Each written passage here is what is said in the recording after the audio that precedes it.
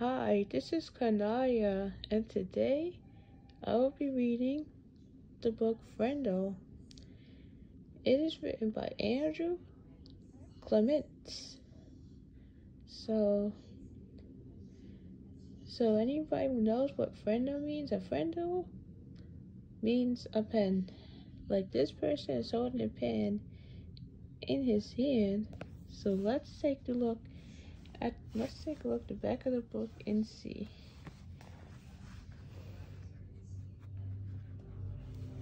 So it says, is Nick Allen a troublemaker? He really just likes to liven things up at school, and he's always had plenty of great ideas. But it looks like Nick days of classroom shenanigans are over. Thanks to his no-nonsense teacher, Miss Granger, that is, until Nick learns an interesting tidbit about how words are created. This inspires his greatest plan yet. Invent a new word. From now on, a pen is no longer a pen, is a friendo. But what happens when the word starts to catch on around school, around town? Suddenly, friendo doesn't belong to Nick anymore. The word is spreading, and there's nothing Nick can do to stop it. So let's see. Let's see.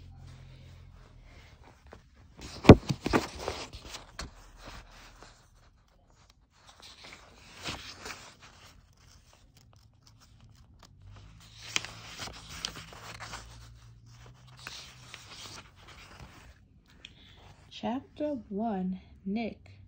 If you ask the kids and the teachers at Lincoln Elementary School to make 3 lists, all the really bad kids, all the really smart kids, and all the really good kids, Nick Allen would not be on any of them.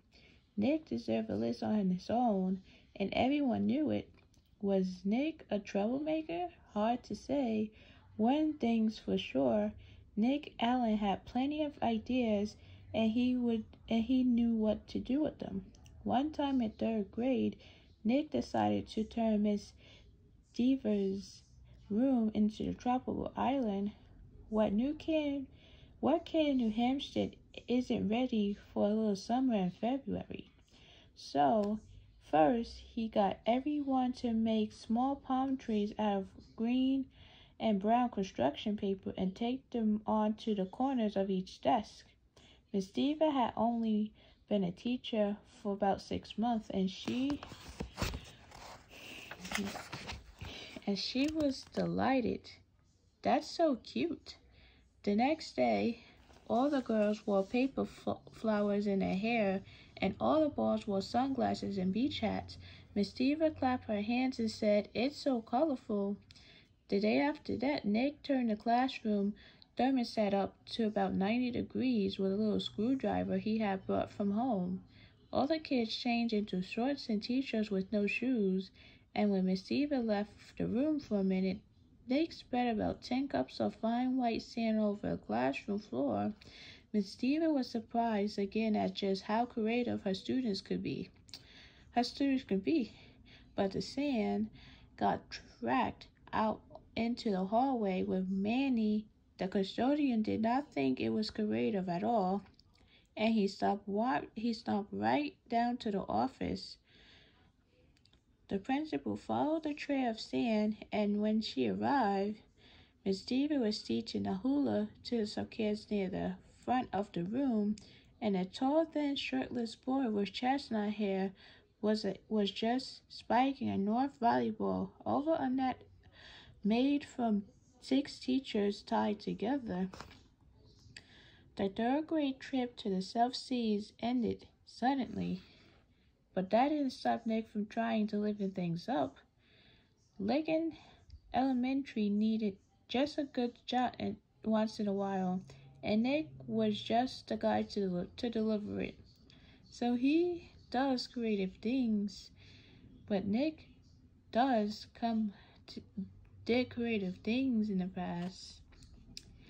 About a year later, Nick made the great blackbird discovery. One night he learned on a TV show that red-winged blackbirds give this high-pitched chirp when a hawk or some other danger comes near.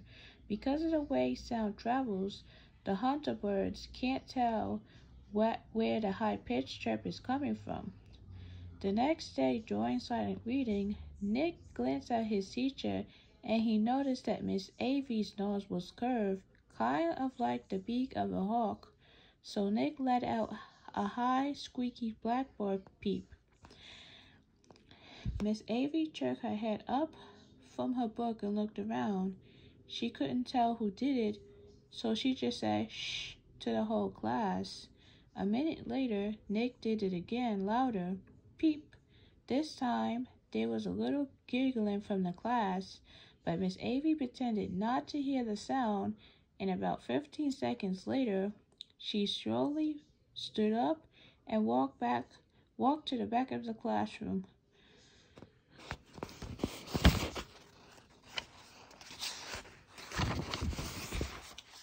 Without taking his eye off his book and without moving at all, Nick put his heart and soul into the highest and most annoying chirp of all. Peep, peeps, peep. Miss Avy pronounced, Janet Flicks, you stop that this instant. Janet, who was sitting 4 rows away from Nick, promptly turned white and then black crimson. But it wasn't me, honest. There was a catch in Janet's voice as she might cry. Miss Avy knew she had made a mistake and she apologized to Janet. But someone is asking for big trouble, said Miss Avy, looking more like a hawk every second. Nick kept reading, and he didn't make a peep. At lunchtime, Nick talked to Janet. He felt bad that Miss Avy had pounced on her. Janet lived in Nick's neighborhood, and sometimes they played together. She was good at baseball, and she was better at soccer than most of the kids in the whole school. Boys or girls, Nick said, Hey, Janet. I'm sorry you got yelled at during reading. It was my fault. I was the one who made that sound. You did? Said Janet. But how come Miss Avy thought it was me? So Nick told her about the blackbirds, and Janet thought it was pretty interested. Then she tried making a peep or two, and Janet's chirps were even higher and squeakier than Nick's. She promised to keep everything a secret for the rest of Nick's 4th grade year at least once a week. Miss Avy heard a loud peeps from somewhere in her classroom. Sometimes it was a high-pitched chirp, and sometimes it was a very high-pitched chirp. Miss Avy never figured out who was making that sound, and gradually she trained herself to ignore it, but she still looked like a hawk. To Nick, the whole thing was just one long and successful science experiment, and Janet Flicks enjoyed it too.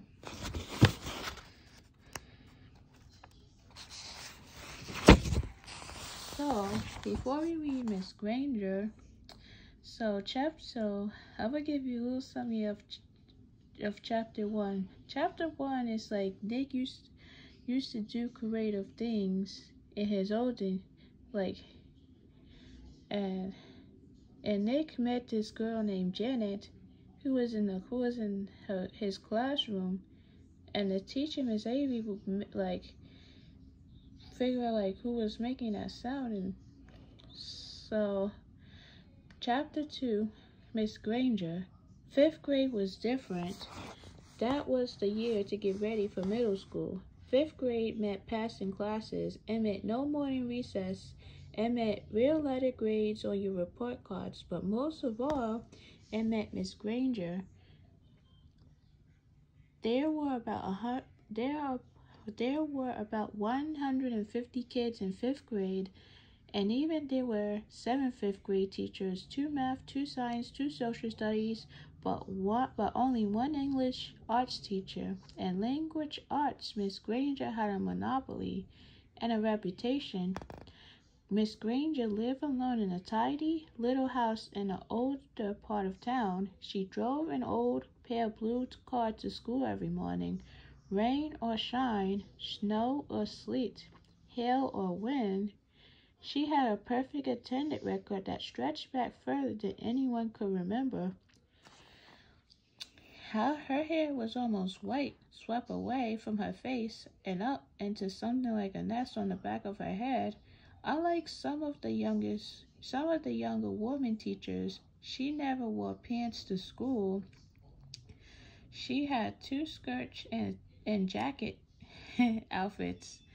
Her gray uniform, her blue uniform, which she always wore over a white shirt and a little camo pin at the neck, and Miss Granger was one of those people who never sweats. Other teacher named Miss Granger, it had to be over 90 degrees before she even took off her jacket. She was small as teachers go.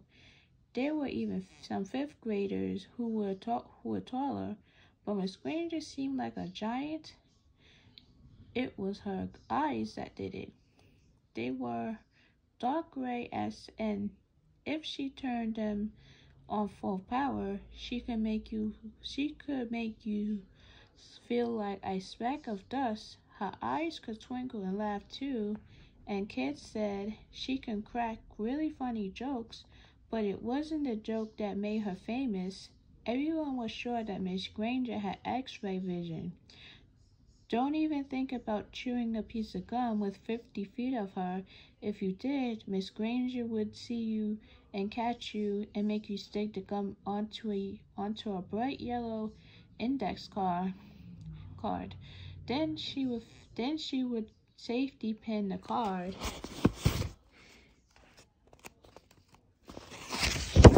Safety pin the card to the front of your shirt, and you have to wear it for the rest of the school day. After that, you have to take it home and have your mom or dad sign the card and bring it back to Miss Granger the next day. And it didn't matter to Miss Granger if you weren't in fifth grade, because the way she saw it, sooner or later you would be. All the kids at Lincoln Elementary School knew that at the end of the line, fifth grade, Miss Granger would be the one grading their spelling tests and their reading tests, and worst of all, their vocabulary tests. Week after week, month after month, every language arts teacher in the world enjoys making kids use the dictionary. Check your spelling, check the definitions, check those syllable breaks, check those syllable breaks. But Miss Granger didn't just enjoy the dictionary, she loved the dictionary, almost worshipped it. Her weekly vocabulary list was 35 words long, sometimes longer. As if that wasn't bad enough, there was a word of the day on the blackboard every morning. If you gave yourself a day off and didn't write one down and looked it up and learned,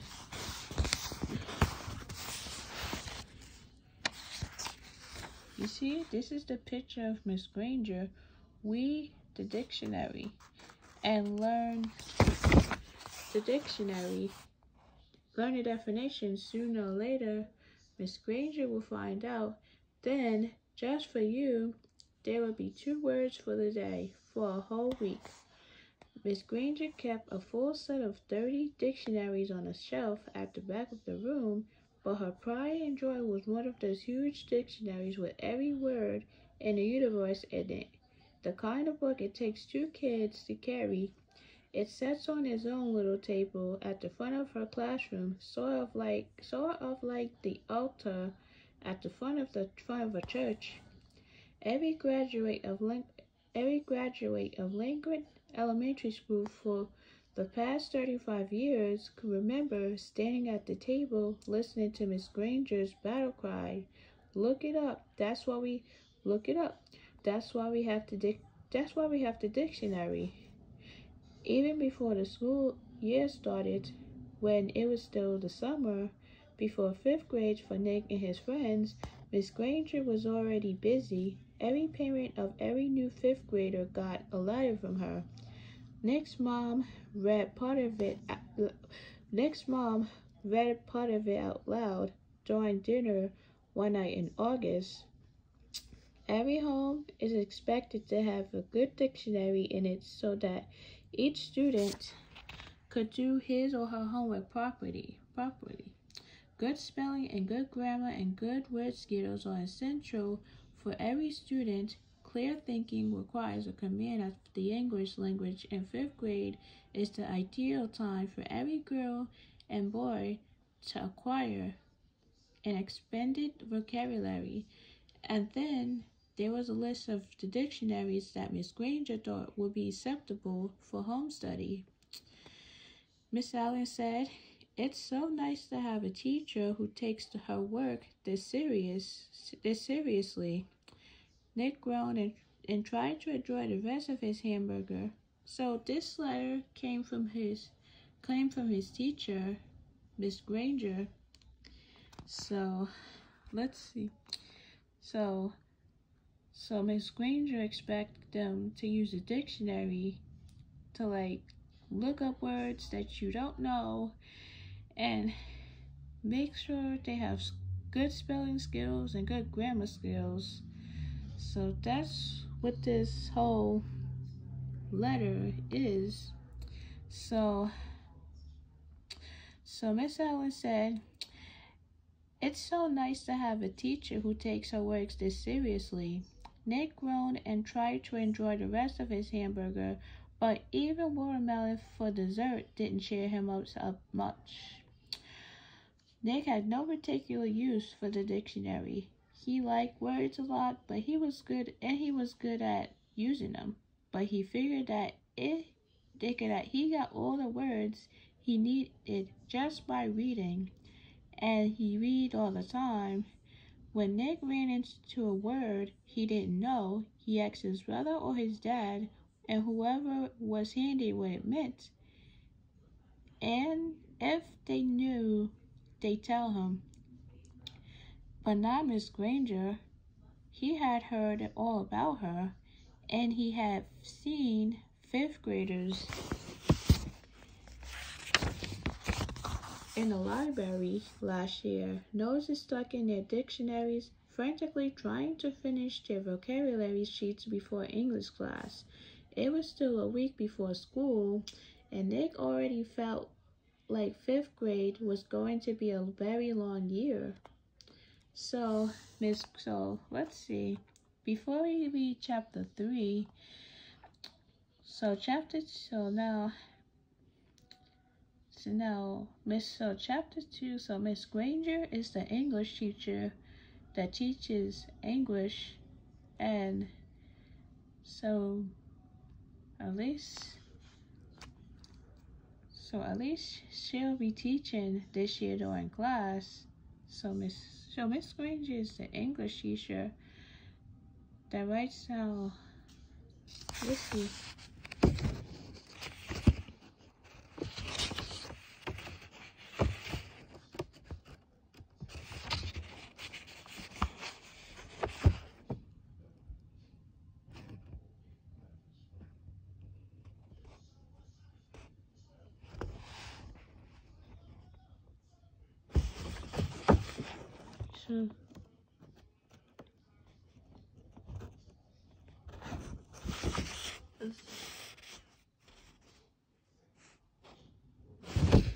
So now, Miss Granger is an English teacher. She teaches English, and she has the students use the dictionary to look up words, see what it means.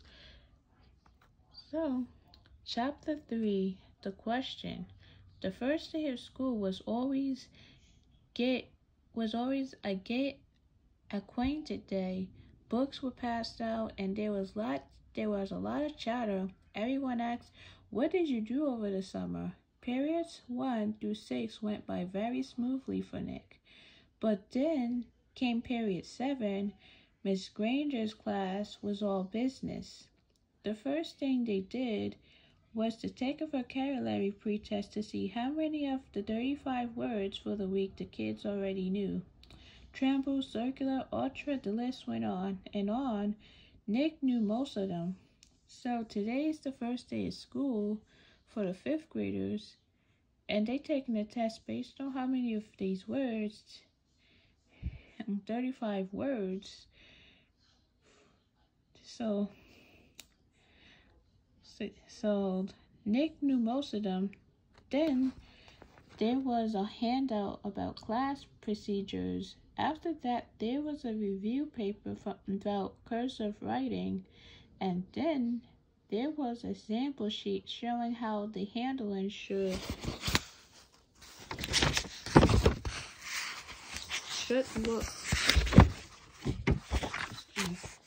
look on every assignment.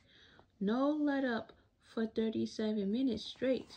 Nick was an expert at asking the delaying question, also known as the teacher stopper or the guaranteed time waster, at 3 minutes before the bell, and that split second between the end of today's classwork and the announcement of tomorrow's homework. Nick could launch a question guaranteed to sidetrack the teacher long enough to delay or even wipe out the homework assignment. Timing was important, but asking the right question, that was the hard part. Questions about stuff in the news, questions about the college the teacher went to, questions about the teacher's favorite book or sport or hobby.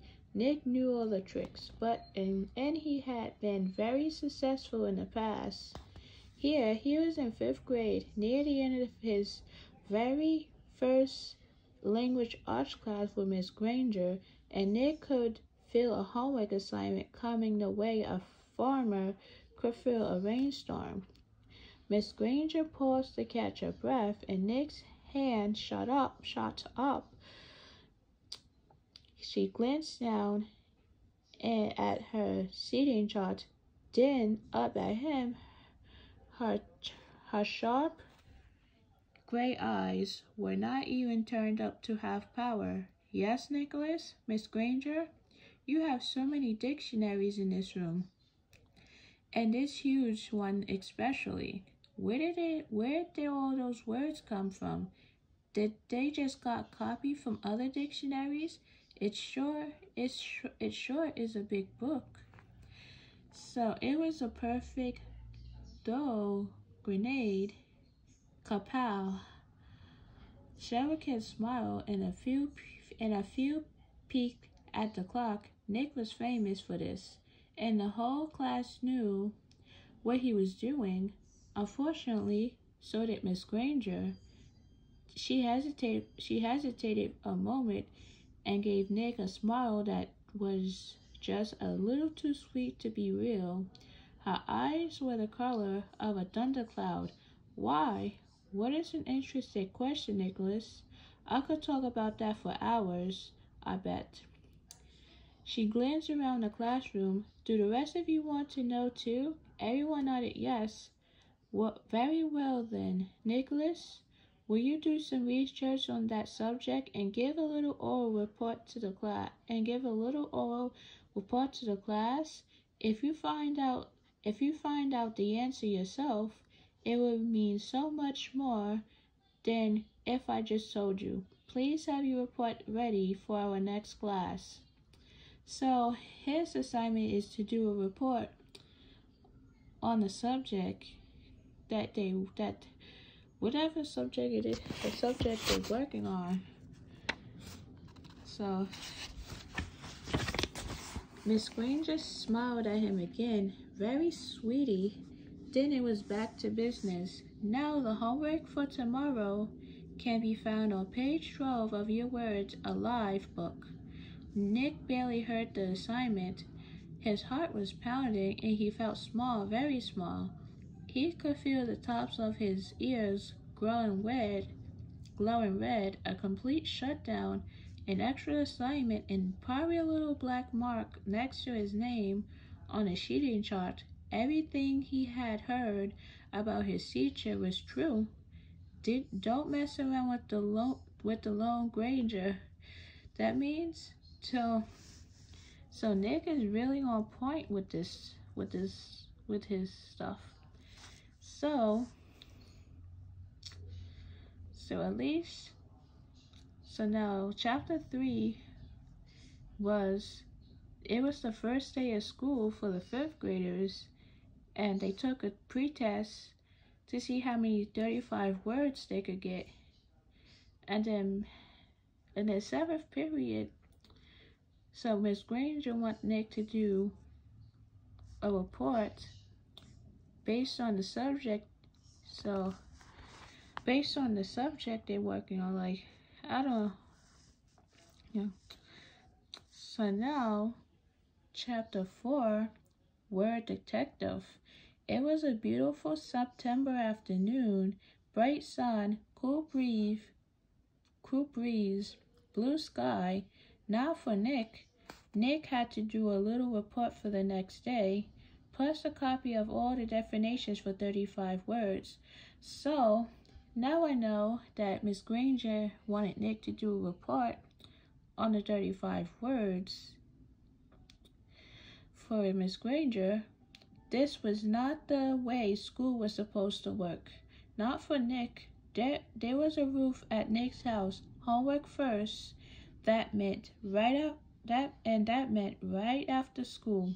Nick heard his older brother James groan and grumble about this rule for years, right up until he graduated from high school 2 years ago. And then James went home from college after his first semester and said, "My grades are looking great, because when I came here, I already knew how to put first things first."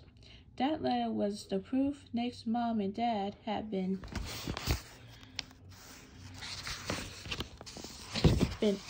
looking for. Homework first was the law from September to June. This had never bothered Nick before because he hardly ever had homework. Oh, sure, he looked over his spelling words on Thursday nights, and there have been a few short books reports in 4th grade, but other than that, nothing. Up to now, schoolwork never spilled over into his free time. Thanks to Miss Granger, those days were gone. First, he looked up the definitions in a brand new red dictionary that his mom had brought because Miss Granger told her to. It took almost an hour. He could hear a baseball game in John's yard down the street, yelling and shouting, and in a few minutes the sharp crack of a bat connecting with a pitch. But he had a report to do for Miss Granger. Miss Nick looked at the very front of the dictionary. There was an introduction to the book called Words and Their Origin. Perfect, Nick thought. It was just what he needed to do his report. It would all be over in a few minutes. Nick could already feel the sun and the breeze on his face as he went outside to play. Homework all done. So Nick is fairly on point with this stuff. He does his homework. He participates in class. He does his after school. He does his homework, and then he plays outside. So Nick is really on point, trying to get work done at school and get homework done and everything else. So let's see. So it says here, homework first. So that's the first thing he should do.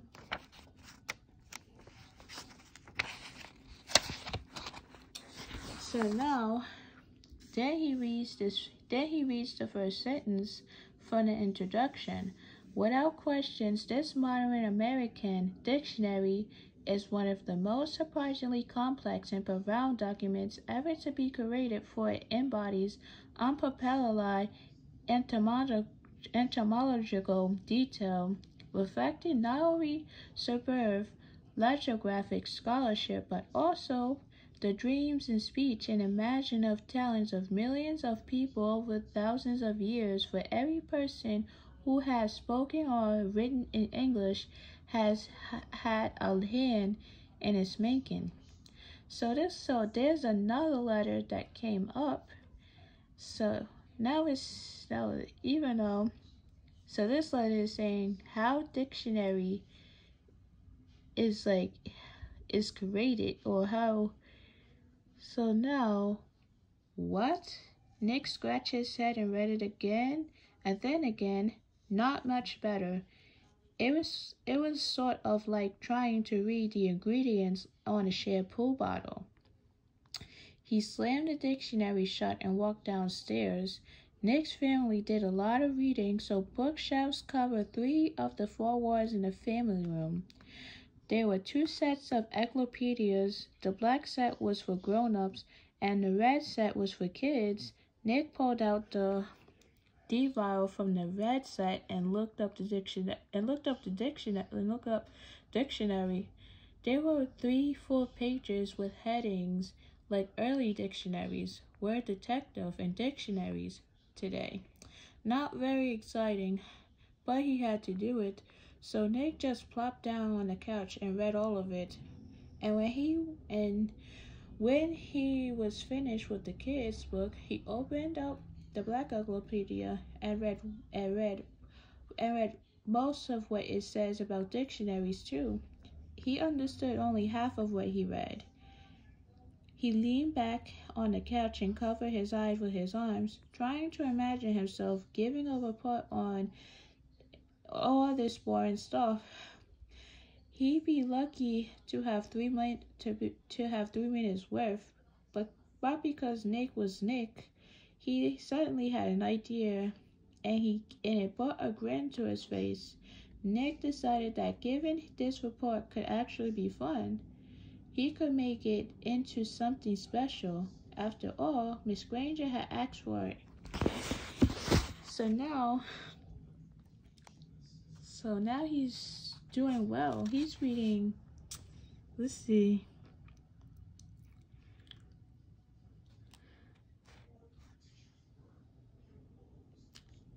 Matching himself again. So now, before we go into chapter 5, the report.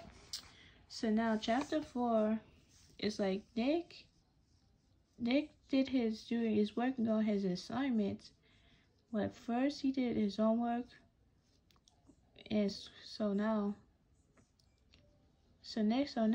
chapter 4 is that Nick was working on his report. So chapter 5, the report. Then by lunchtime the next day, Nick had a bad feeling in the pit of his stomach. So that means he was nervous. So 7th period was coming. He was going to have to stand up in front of Miss Granger's class. So he was going to have to stand up in the front of the class. The eyes of everyone in the class would be glued to his face, and Miss Granger's eyes would be cranked up to maximum punch power. He looked over his notes again and again. The first English dictionary, The Growth of English Language, William Shakespeare words from French to German new words, old words, new invention, Anglo-Saxon words, Latin and Greek roots, American English, it all became a big jumbled in his mind, and his grand plan from the night before, and the harsh fluorescent lights of the school day, it seemed possible. What is it with the clocks in school? When you're planning to go to the carnival after school, the clocks in every class practically run backwards, and the school day lasts about 3 weeks.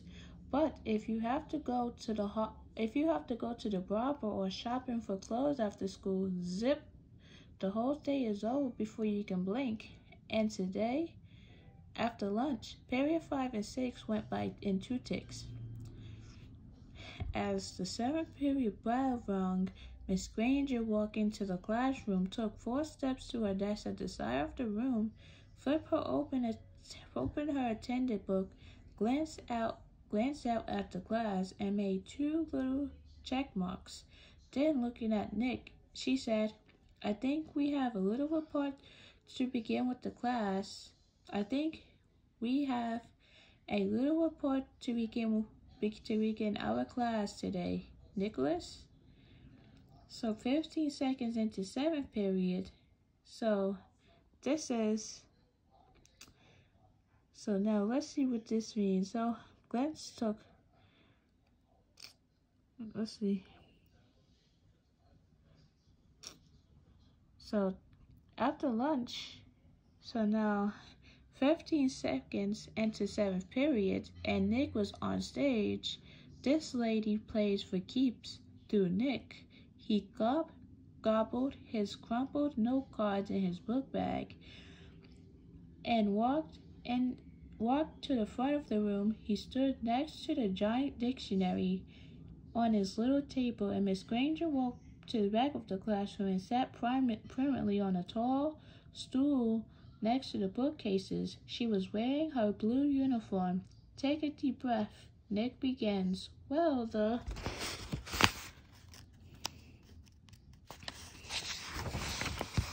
first thing I learned, the first thing I learned is that the first English dictionary. Miss Granger interrupted. Excuse me, Nicholas. Excuse me, Nicholas. But does your report have a title? Nick looked blankly at her. A title? No, I didn't make a title. Class, please remember to include a title whenever you prepare an oral or written report. Now please go on, Nicholas. And she smiled and nodded at him. Nick began again. Looking right at Miss Granger, he said, "The dictionary." A couple of kids thought that was funny, but kids played it straight and just kept talking. A lot of people think that the first English dictionary was put together in the 1700s by a man named Samuel Johnson. He lived in London, England. He was real smart and he wrote a lot of books. And he wanted all the other smart people to have a good dictionary to use, so he made one. So that's what his report says, that Johnson made the dictionary book for the kids to use. But there were other dictionaries before his. The thing that was different about Johnson's dictionary was the size. First of all, he had over 43,000 words in it. The class made a bunch of noise at this big number. Oh and wow, and stuff like that. And Nick lost his concentration. He glanced at Miss Granger, expecting to see those eyes drilling a hole in him, but they weren't. They were almost friendly in a teacher kind of way. She shushed the class and said, "Go on, Nicholas. That's a fine beginning." Nick almost smiled, but he saw all the kids staring at him. So he gripped his note cards even tighter and jumped back in. The other thing that Samuel Johnson did that was special was to choose the words he thought were most important, and then give lots of examples showing how the words got used by people. For example, he showed how the word take can be used in 113 different ways. Nick's report went on smoothly for 12 minutes. Nick was surprised how easy it was to stand there and talk about this stuff. At the end of the first 5 minutes, Miss Granger had to stop Nick. again to say, "Class, it is not good manners to yawn out loud or to put your heads down on your desk when someone is giving a report." No one in the class cared one little bit about the report, except Miss Granger. Every time Nick glanced up, she was smiling.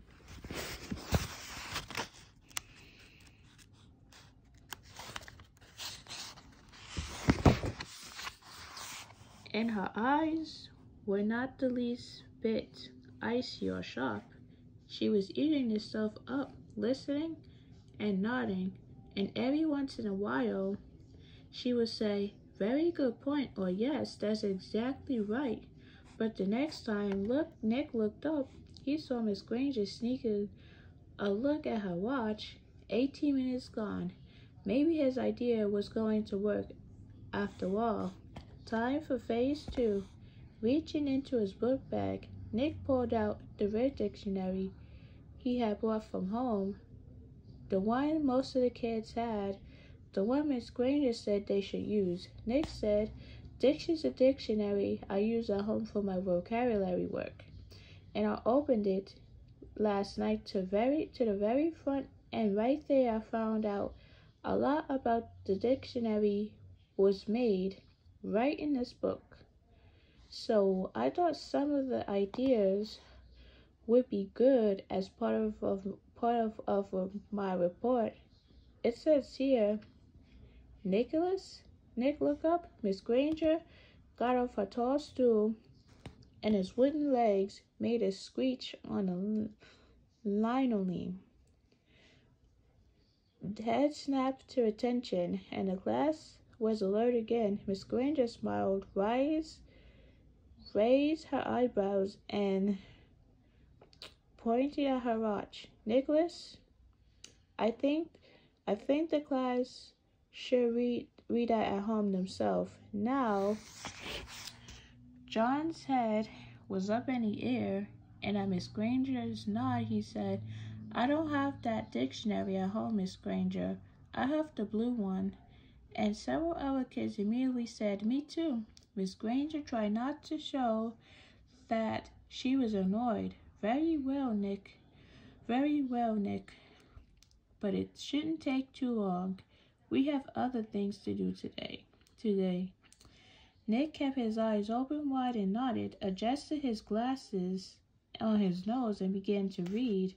Without question, this modern American dictionary is one of the most surprisingly complex and profound dictionaries ever to be created, for it embodies unparalleled etymological detail reflecting not only superb lexicographic scholarship, but also the dreams and speech and imaginative talents of millions of people over thousands of years. For every person who has spoken or written in English has had a hand in its making.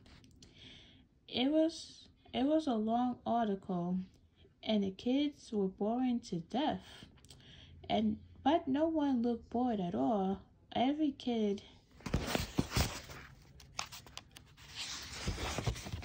in the room knew now that the period was more than half over, and that Nick's report wasn't just a report, it was one of the greatest time wasters he had ever invented.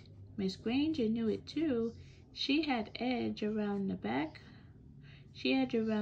of the room to the side near the windows. Nick glanced up at her now, and then as he read, and each time Miss Granger's eyes clicked up to a new power level.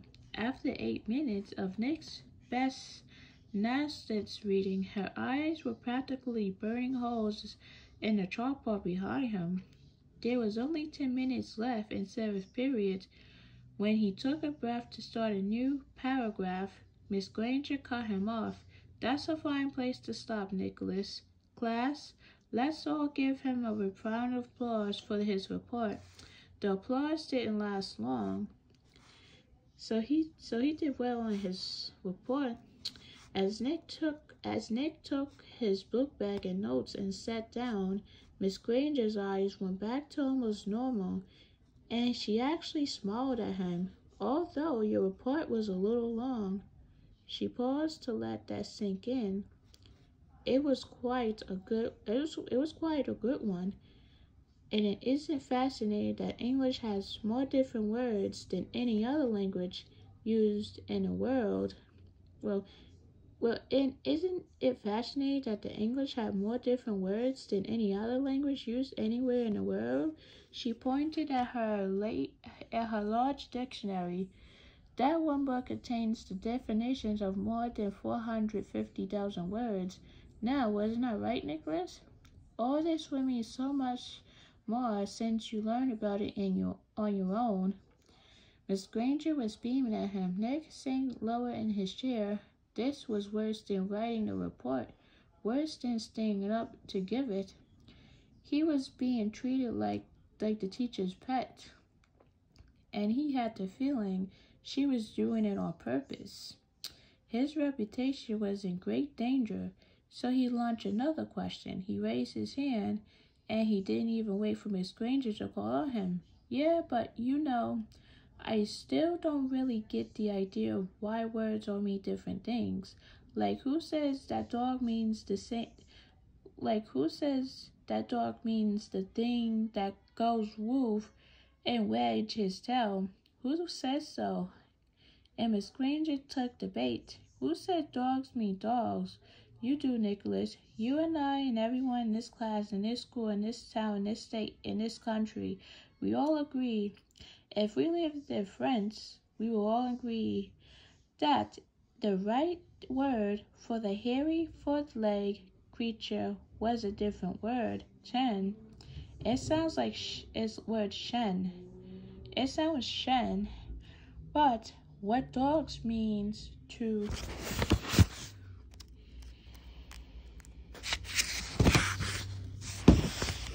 look at all these dogs.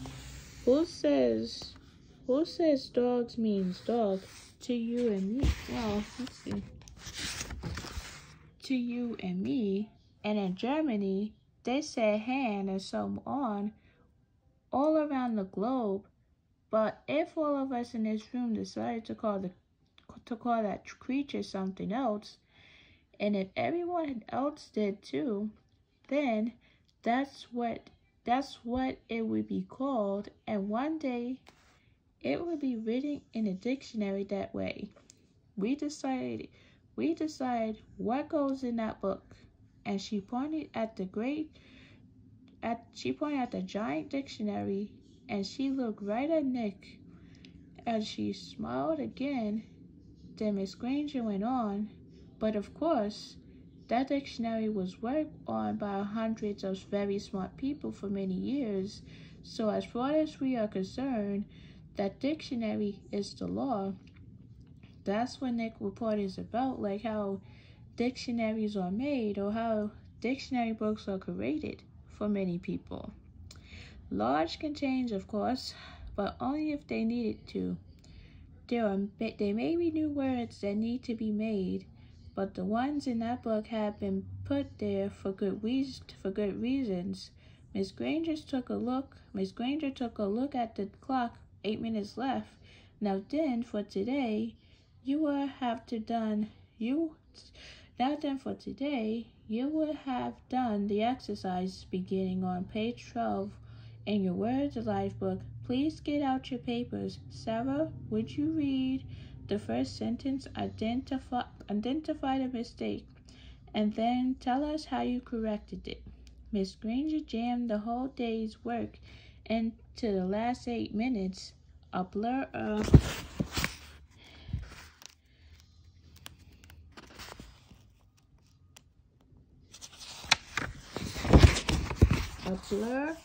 of verbs and nouns and prepositions.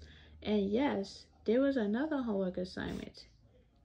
And Dick didn't try to sidetrack Miss G again. He had slowed her down a little, but he had stopped her. But had he stopped her? No way. She was unstoppable, at least for today. So, so now Nick gave the report to the class about how dictionaries are made. So, so after she did his assignment, Nick had gave the report to class about how dictionary books are made for people to use. So now, chapter 6, the big idea. 3 things happened later that same afternoon. Nick and Janet Flicks had missed the bus because of a school newspaper meeting, so they walked home together. They were seeing who could walk along the curb without falling. It took a lot of concentration, and when Janet stepped off into the street, Nick said, "That's 3 points for me." But Janet said, "I didn't fall. I saw something. Look." She bent down and picked up a gold ballpoint pen, that fancy kind. That was the first thing, Janet finding the pen. They got back to the curb, and Nick followed Janet, pulling one foot carefully in front of the other on the narrow concrete curb.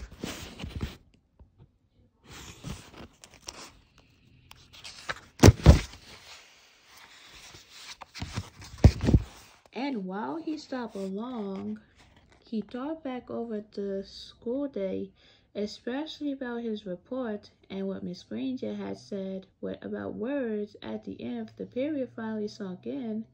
That was the second thing.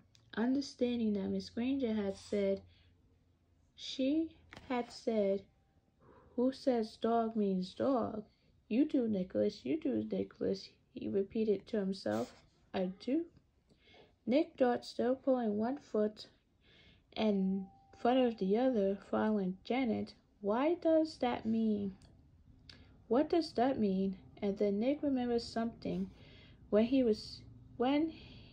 was about 2 years old, his mom had bought him one of those unbreakable cassette players and a bunch of sing-along tapes. He had loved them, and he played them over and over and over. He would carry the tape and the player to his mother or his brother or his father and bang them together and said, "Waggler, waggler, waggler," until someone put the cassette in the machine and turned it on. And for 3 years, whenever he said, "Koala, koala, koala, koala, koala," his family knew that he wanted to hear those pretty sounds make the voice instruments. And then when Nick went to preschool, he learned that if he wanted his teacher and the other kids to understand him, he had to use the word music. But koala meant that nice sound to Nick, because Nick said so. "Who said koalas means music?" "You do, Nicholas." "No fair, yelled Janet. They were at the corner of their own street, and Nick had bumped into her. Completely absorbed in his thoughts, Janet stumbled off the curbs and the gold pen in her hand chattered onto the street. "Sorry, I didn't mean to, honest," said Nick. I just wasn't watching." "Here, Nick." Stumped over and picked up the pen and held it to her. "Here's your—" That's when the third thing happened. Nick didn't say pen. Instead, he said, "Here's your Frindle." "Frindle?" Janet took her pen and looked at him like he was nuts. She wrinkled her nose and said, "What's a Frindle?" Nick grinned and said, "You'll find out. See ya later." It was there at the corner of Spring Street. So, at Spring Street and South Grand Avenue, 1 block from home, on a September afternoon. That's when Nick got a big idea.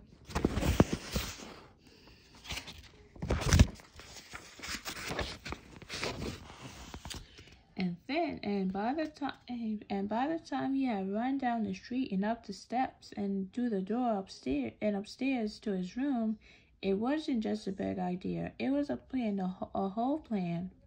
Just begging for Nick to put it in action. was Nick's middle name. The big idea, yeah? The next day after school, the plan began. Nick walked into the penny pantry store and asked the lady behind the counter for a Frindle. She squinted at him. A what? A Frindle, please. A black one. And Nick smiled at her. She leaned over closer and aimed one ear at him. You want what? A Frindle. And this time, Nick pointed at the ballpoint pens behind her on the shelf. A black one, please. A black one, please. The lady handed Nick the pen. He handed her 49 cents and said, "Thank you," and left the store. 6 days later, Janet stood at the counter of the penny pantry. Same store, same lady. John had came in the day before, and Pete the day before that, and Chris the day before that, and Dave the day before that. Janet was the fifth kid that Nick had sent there to ask that woman for a Frindle.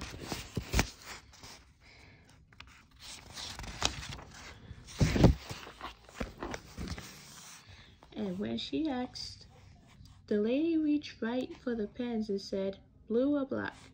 Nick was standing one aisle away at the candy racks, and he was grinning. Frindle was a real word. It means pen.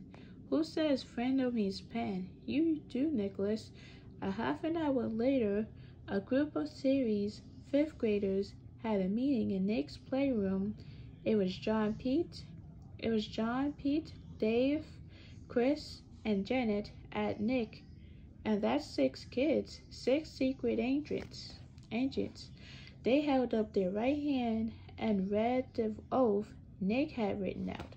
From this day on and forever, I would never use the word pen again. Instead, I would use the word Frindle, and I would do everything possible so others will too. So now he will not use the pen anymore. From now on, he will use the word Frindle, because I think Frindle is a better word. And all 6 of them signed the oath with Nick's Frindle. That plan will work. Thanks, Miss Granger. So, before we read, Nick came up with this word, Frindle.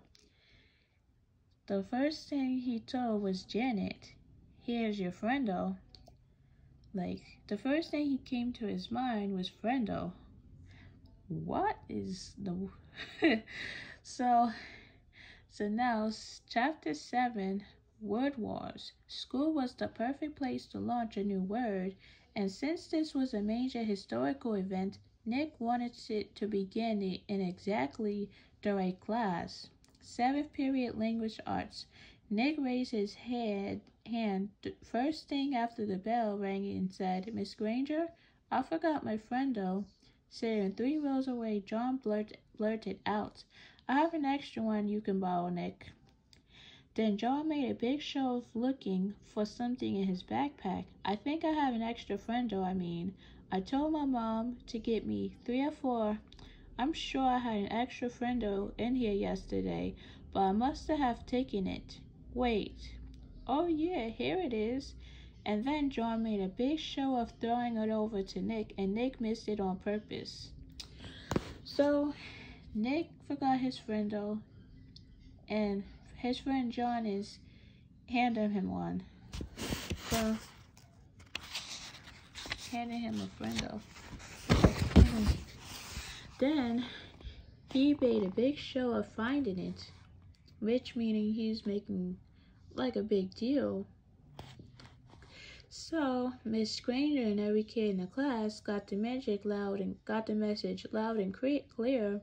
That black plastic thing that Nick borrowed from John had a funny name, a different name, a new name, Frindle. There was a lot of giggling, but Miss Granger turned up the power in her eyes to swept the room into silence. So that means he had to quiet the students down. And the rest of the class went by according to her plan. As everyone was leaving after class, Miss Granger said, "Nicholas, I'd like to have a word with you.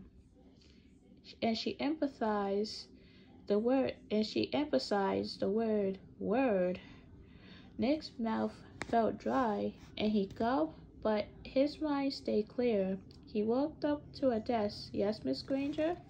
It's a funny idea, Nicholas, but I would not have my class disrupted again. Is that clear? Is that clear? Her eyes were lit up. Her eyes were lit up, but it was mostly light, not much heat. Idea? What idea? Asked Nick, and he tried to make his eyes as blank as possible. You know what I mean, Nicholas. I am talking about the performance that you and John gave at the start of class. I am talking about this. And she held up the pen, an old maroon fountain pen with a blue cap. But I really didn't have a Frindle with me, said Nick, amazed at his own bravery and hidden behind his glasses. Nick kept his eyes wide and blinked. Miss Granger's eyes flashed and then narrowed. Her lips formed a hard line. She was quiet for a few seconds, and then she said, I see. Very well. I guess we have nothing more to discuss today, Nicholas. You may go. Thanks, Miss Granger, said Nick, and he grabbed his backpack and headed for the door. And when he was just stepping into the hallway, he said, and I promise I won't ever forget my Frindle again. Bye.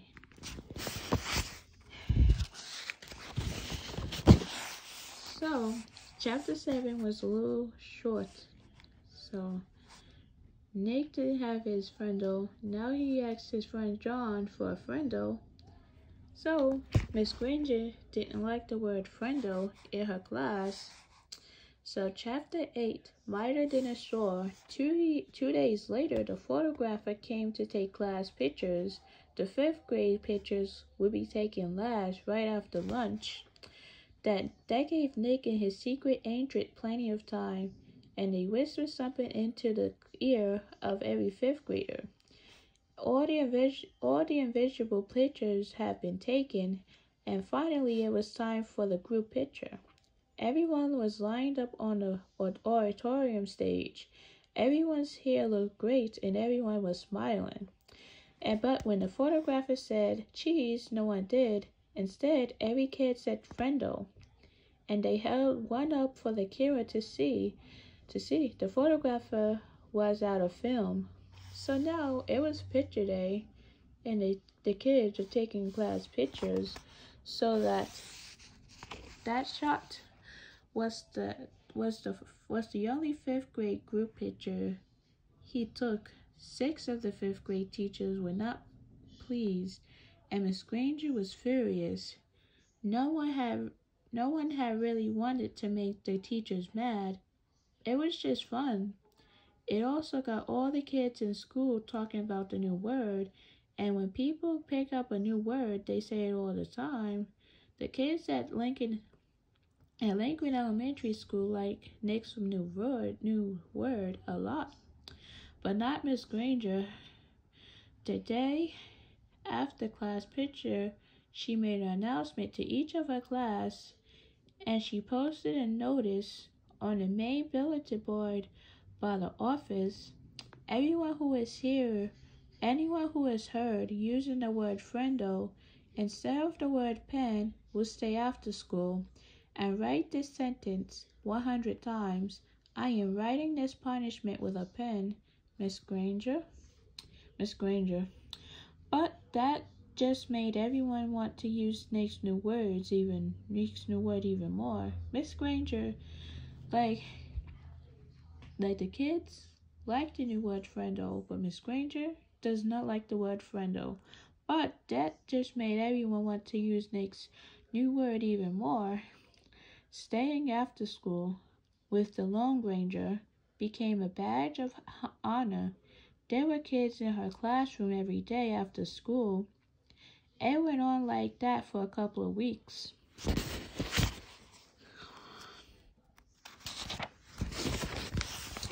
So one day, near the end of 7th period, Miss Granger asked Nick to come to talk to her after school. This is not detention, Nicholas. I just want to talk. Nick was excited. It was kind of like a conference during a war. One side waved a white flag, and the generals came out and talked. General Nicholas Island. Nick liked the sound of it. He was stuck his head in Miss Granger's doorway after school. You want to talk with me? Yes, Nicholas. Please come in and sit down. When he was settled, she looked at him and said, don't you think this Frindle business has gone far enough? It's just a destruction. It's just a destruction to the school, don't you think? Nick swallowed hard, but he said, I don't think there's anything wrong with it. It's just fun, and it's really a real word.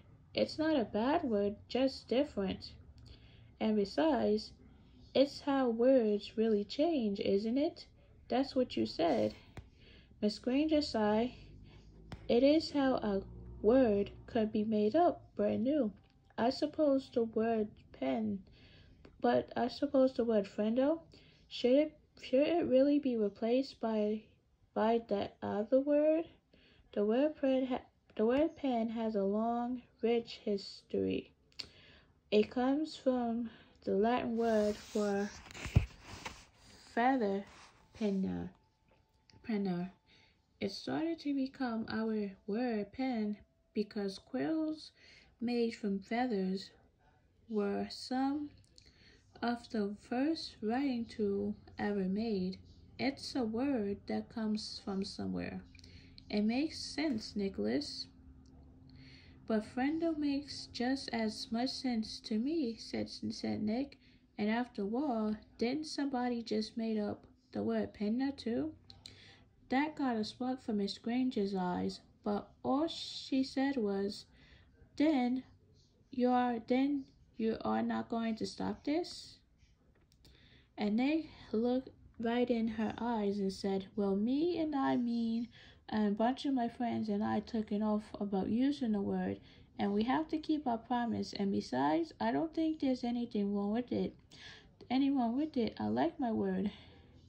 Nick tried to look brave, like a good general should. Well, very well then. I thought it would end up this way. Miss Granger pulled a fat white envelope from her desk drawer and held it up. This is a letter I have written. This is a letter I have written to you, Nicholas. Nick held out his hands, thinking she was going to give it to him, but she didn't. I am not going to send it to you until all this is over. I want you to sign your name and put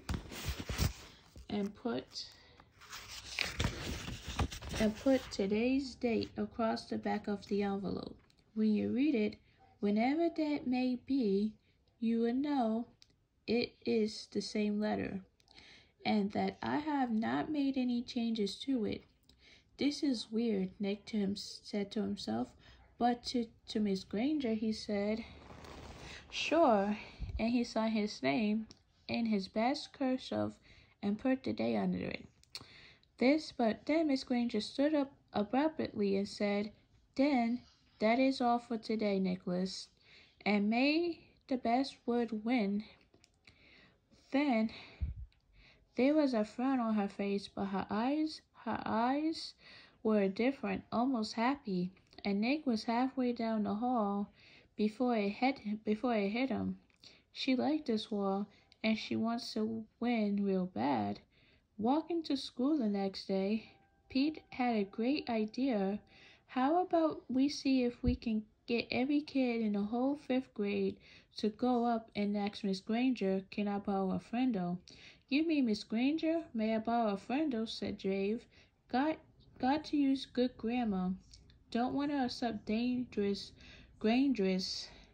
Sounds good to me, said Nick. She can't keep everyone after school, can she? So it says like a conference door on a wall. So now So it says almost 80 kids stay after school with Miss Granger that day. She filled her room and spilled out into the hallway. The principal had to stay late to help, and they had to arrange 2 special late buses to get all the kids home. I don't think that's possible that kids should stay after school because of the word Frindle. So, is it really that serious? No. Kids don't want to stay after school. And the next day, all the 5th graders did it again, and so did a lot of the other students. Over 200 kids. Parents called to complain. The school bus drivers threatened to go on strike. The school bus drivers threatened to go on strike, and then the school board and the superintendent got involved. And about this time, the principal of Lincoln Elementary School paid a little visit to the home of Mr. and Mrs. Allen. She wanted to talk to them about their son, the one in 5th grade, the one named Nick. So, before we go to chapter 9, chapter 8 was Nick invented the word. Okay. Frindle, and the word Frindle comes in Nick's mind. So I know the other kids like it, but Miss Granger didn't like it, so Miss Granger had a conference with him and say about using the word Frindle, and Nick is getting more and more kids getting to use the word Frindle, and the kids have to stay after school. So, chapter 9, chess. Miss Margaret Chatham had been principal of Lincoln Elementary School for 18 years. She knew Mr. and Mrs. Allen because they all served together on the building committee when the old language school was sworn down and the new one was built 6 years ago.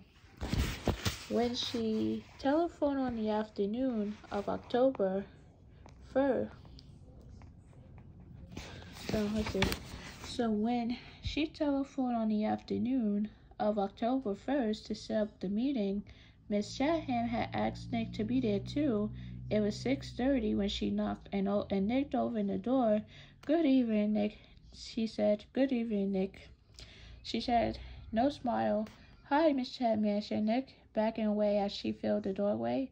She was a large person as tall as Nick's dad, with wide shoulders. Nick guessed she would play linebacker on.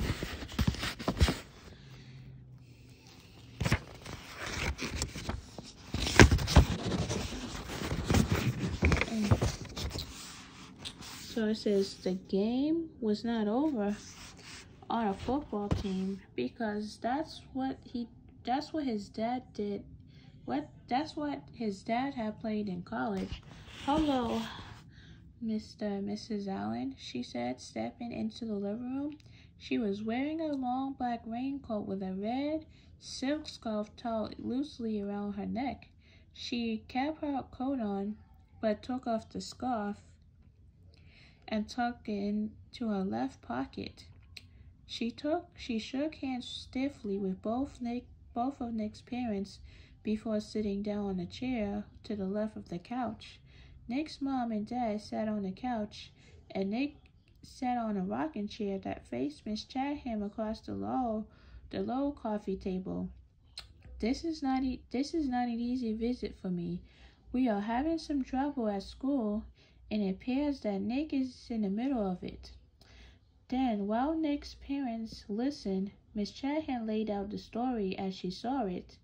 Nick encouraging the kids to use his word. I don't think that's a big problem. That they Miss Granger forbidden it. Their ruined 5th grade class picture, hundreds of kids staying after school, and a general feeling that There was a rebellion at school, with no one respecting the rules anymore. Nick watched his mom and dad while his while Miss Chatham talked, looking from one face to another. His dad was listening carefully, nodding and frowning. He looked embarrassed about the trouble, but his mom looked embarrassed about the trouble, but his mom looked kind of annoyed. Trouble. And then when Miss Chatham finished her story, Nick's mom was the first one to speak.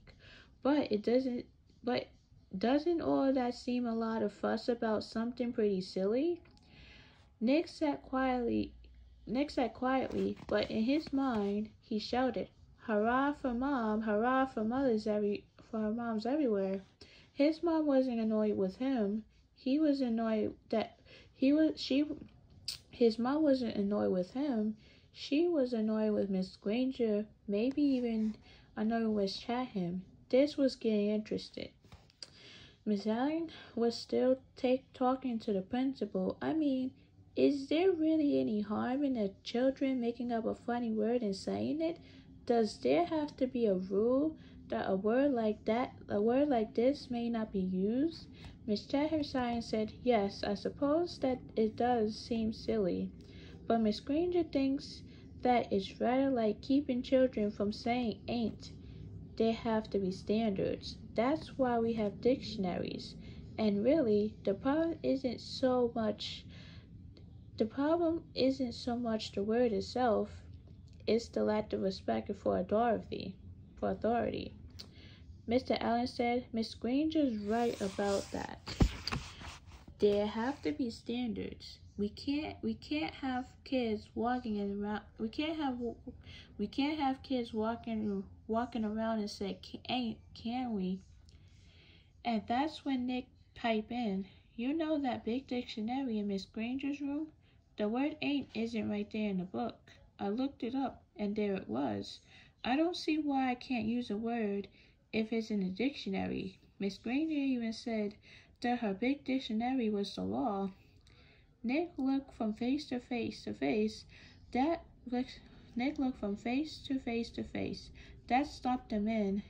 He had just launched a first class through Grenade. "Well, yes, but as I said, the word ain't, and even the word Frindle, these are not the real issues here," said Miss Chatham. Miss Allen said, I think the real issue is in Miss Granger's reactions to a harmless little experiment with language. It's an overreaction. Don't you think so, Tom?" And Miss Allen looked at her husband. It was Mr. Allen's turn to look from face to face to face. He was lost. "Yes, well, sure, I guess so. I mean, it's not like anybody else been hurt. I mean, it's not like vandalism or stealing or something like that." His sentence trailed off, and he rubbed his chin and stared thoughtfully through the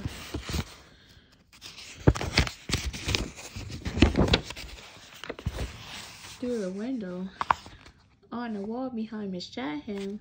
And while the three grown-ups sat there in an uncomfortable moment of silence, Nick had a sudden vision of what was really going on here. It was like a chess game.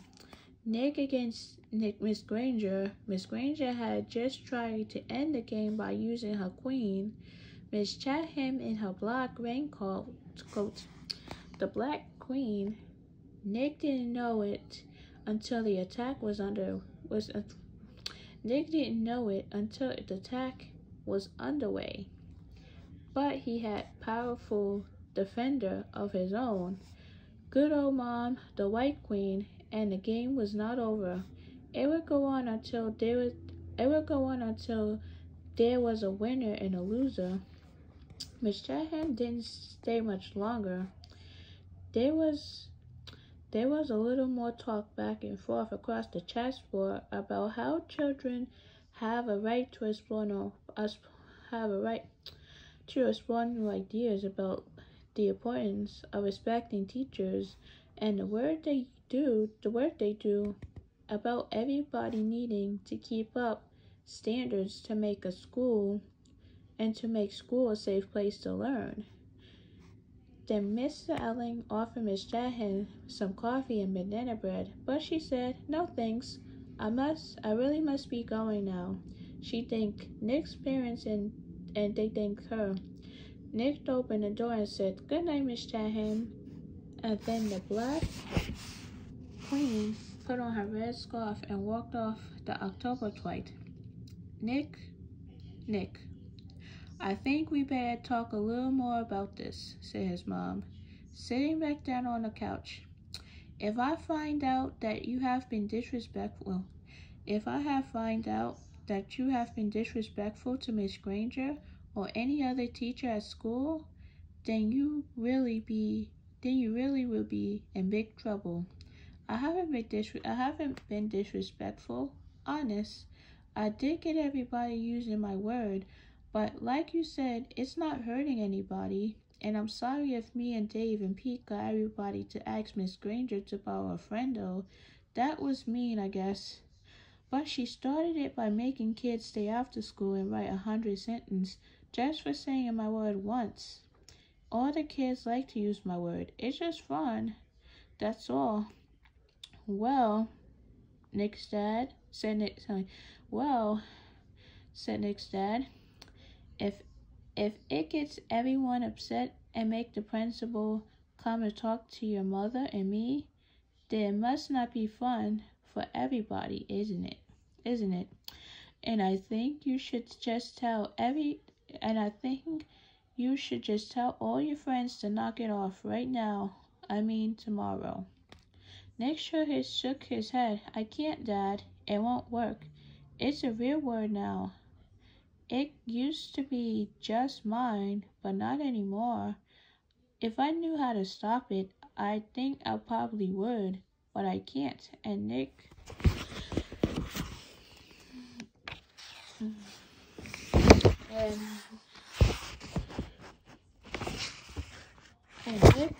looked at both of their faces to see if that idea was sinking in, and it was. Like I said, I won't be disrespectful, but if I do like my new word, and I guess now we're just going to have to see what happens in the chess. Me and Nick, kings and queens, had to agree the game will go on.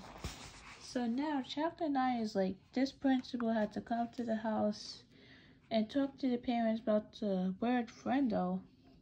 I think Frindle is a good word that many kids use or many people use. I don't think that's necessary. So, chapter 10, Freedom of the Press. Judy Morgan was a reporter for the Westchester Gazette, the local newspaper. Westfield was a quiet little town. There was the occasional burglary, and the teenagers got rowdy once in a while. And there was some shouting at the town council or the planning board now and then, but mostly things were calm and orderly. In the Westfield, every Thursday, the Westfield Gazette proved it. Ted Bell sold advertisements for the paper, and he had a daughter in 4th grade at Lincoln Elementary. He told Judy that a bunch of 5th graders were making trouble and would not obey the teachers anymore. That there was something about a secret code word they were all using. So now there's this person named Judy Morgan is going to report it about this word. And half of the students and half of the students had been kept after school one day last week, including his own little girl. The only other story Judy was working on was about 18 new trees that were going to be planted along East Main Street. The trees could wait. This thing at the elementary school sounded like a real story. So Judy Morgan showed up at Lincoln Elementary School at 3 o'clock the day after Miss Shanahan has been visiting to Nick's parents. Last chapter, the principal had to go to the parents' house and talked about Nick's new word. Like, how would they be? This is such pain that the signs on the other door said, all visitors must report to the office, and she did. On a bulletin board outside the office, Judy saw Miss Granger's notice about the punishment for using the word Frindle. She stepped by 2 paces, aimed her camera at the notice, and snapped a photo. She read the notice once more, and then stepped into the office. Miss Fred, the school secretary, looking up and smiled. May I help you? Yeah, I'm sure you can. My name is Judy Morgan, and I work for the Westfield Gazette. I'd like to know about that post outside the office, the one this word Frindle. Who should I talk to? Miss Fred stopped, smiling. She was sick and tired of anything to do with that word. For the past week, her phone has been ringing off the hook. If it wasn't a parent complaining about a child who had to stay after school, it was someone from the school board trying to get in touch with Miss Shanahan or Miss Granger. Miss Fred pursed her lips and narrowed her eyes. She said, "You'll have to speak with the principal. Let me see if Miss Shanahan is free." She was. There isn't a principal alive who won't find the time to talk to someone from the local newspaper. The report was invited into Miss Chatham's office. Judy noticed right away that the principal was not comfortable talking about this stuff. When she asked about the poster outside the office door, Miss Chatham laughed and said, "Oh, that. It's nothing really. Some kids have been playing a prank, and it was time to put a stop to it." The principal's laugh sounded phony to Judy Morgan. And did that notice put an end to the prank? I heard a lot of children were kept after school last week.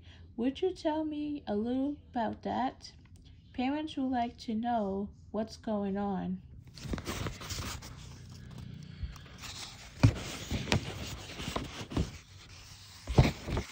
Miss Chatham looked like a kid who has been sent to the principal's office. She squirmed a little in her chair and tried to smile. She said, "Well, we do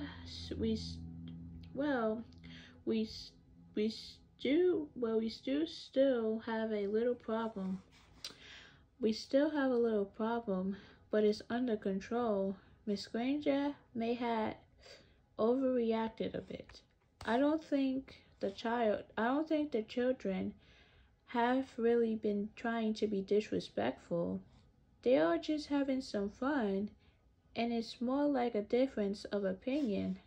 And then Miss Chatham went on to tell the reporter what she knew about the word Frindle and how it had become popular among the students.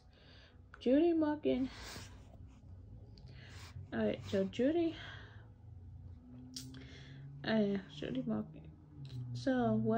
And how it had become popular among the students. Judy Morgan took careful notes, and when the principal had finished, Judy said, Would you mind if I ask Miss Granger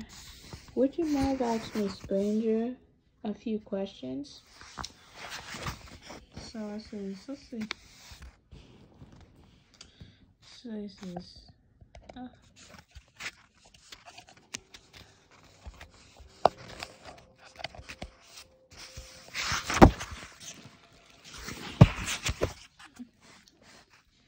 seriousness. Miss Chatham said, "No, not at all." But Judy could tell that the principal wished she would just go away. What could she say though? Miss Chatham couldn't very well keep the reporter away from Miss Granger, because after all, America is a free country with a free press. If Judy really wanted to, she would talk to Miss Granger sooner or later. It was sooner. In 3 minutes, Judy Morgan was standing at the doorway of room 12, looking in at Miss Granger. There were about 15 children sitting at desks, scattering around the room, busy writing out their 100 sentences. She knocked, and the teacher and students looked up from their work. "I'm Judy Morgan from Westfield Gazette. Miss Granger, may I have a word with you?" Miss Granger stood and came out into the hallway and closed the door. Judy could see past her and saw that every kid in the room was straining to listen. Judy noticed Miss Granger's eyes right away, gray, maybe flecked with a little gold, and very sharp, but not hard or mean, just bright or strong. The reporter didn't waste words. "So I hear that you plan to stop the students from using their new word. How goes the battle?" Miss Granger did not smile, and her eyes got even brighter. "First of all, it is not a battle. I am merely helping my students to see that this foolishness should stop. Such a waste of time and thought. Such a waste of time and thrill. There is no reason to invent a new and useless word. They should each learn to use the words we already have. But of course, all of this is just a silly fad. And when you add a E to fad, you get fade.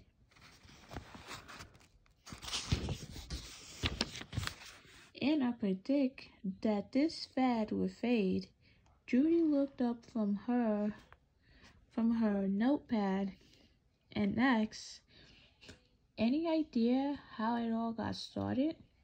Miss Granger's eye seemed to almost catch on fire at that question, and she said, "Yes, I have a very good idea how it all got started.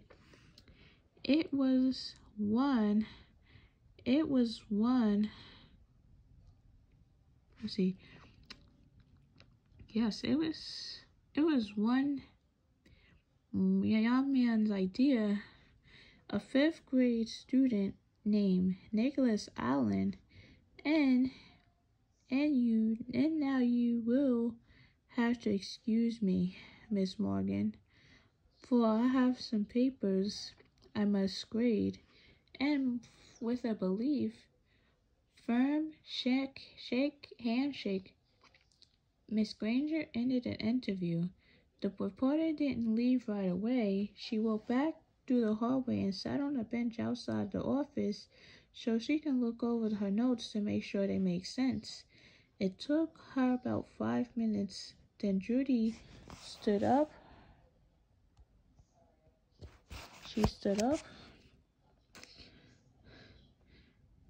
Then Judy stood up and put her notebook into her large black purse, waved goodbye to a frowning Miss Fred, and headed out the door. As she walked to the parking lot, 5 or 6 kids who had just finished writing their sentence for Miss Granger came out another door. Judy walked beside them, listening to them laugh and joke. Then she asked them, Why do you kids keep saying Frindle? Don't you hate staying after school? Alright, so let's see. A boy who was feeling over from the weight of his backpack looked at her and smiled. It's not so bad. There's always a bunch of my friends there. I've written that sentence 600 times now.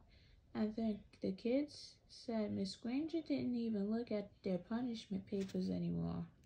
They were sure because where you were supposed to write, I am writing this punishment with a pen. Everyone was writing the word Frindle every fourth or fifth sentence, and Miss Granger hadn't said anything. One girl bragged that she had written the word Frindle 45 times on her sheets today. She grinned and said, "That's a new record." And the boy, let's see, and this boy named Nick, Judy asked, has he had to stay after school too? The kids giggled, and the toy boy with a reddish brown hair and glasses said, Miss Granger has kept Nick after school so much that everyone thinks she wants to adopt him. The reporter smiled and said, "Do you think I could find Nick and talk to him this afternoon?" The boy looked at Judy for a second and then said, "I don't think Nick would want to."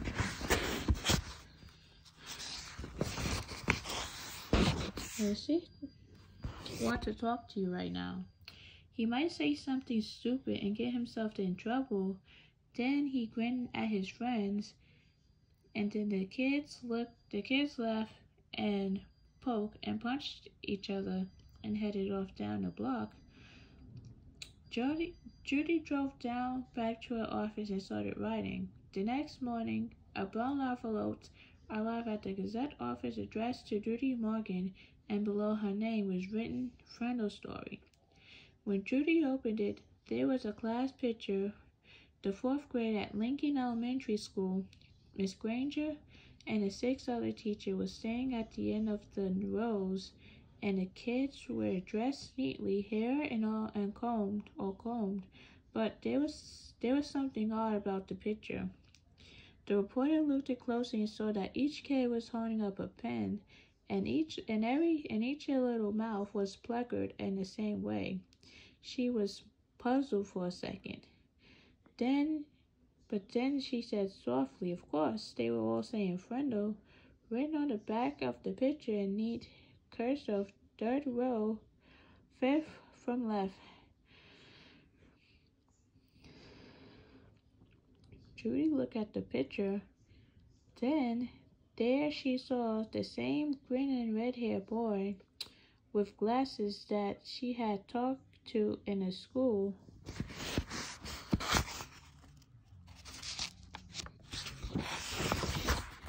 Parking lot yesterday.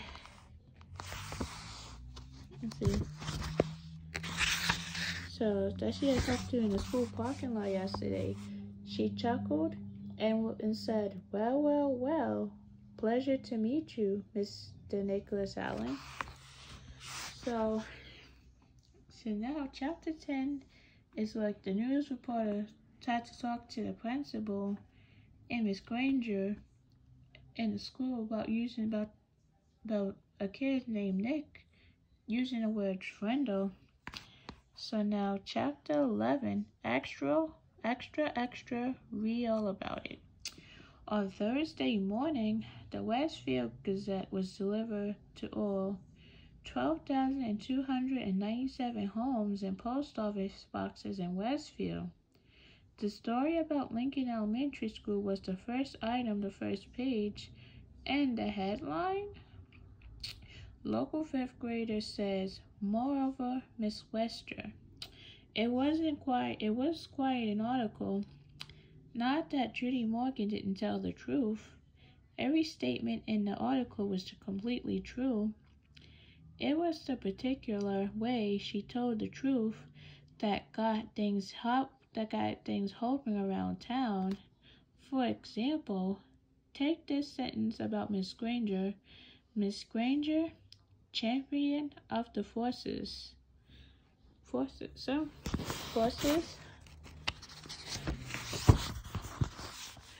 of order and authority, is battling hundreds of young Frindle fighters. Neither side is giving in. Or this bit about Nick. Everyone agrees that Nick Allen masterminded this plot that cleverly raises issues about free speech and academic rules. He is the boy who invented the new word. Or this last sentence in the article. One thing for sure, the kids at Lincoln Elementary School love their Frindles, and no one seems to be backing off in this war of the words. And of course, the Westfield Gazette published the class picture too, and Miss Granger and Nick will identify all the world to see. So what is the meaning? What is the meaning of this? That's where Nick's mother said, put in the article in front. Oh God.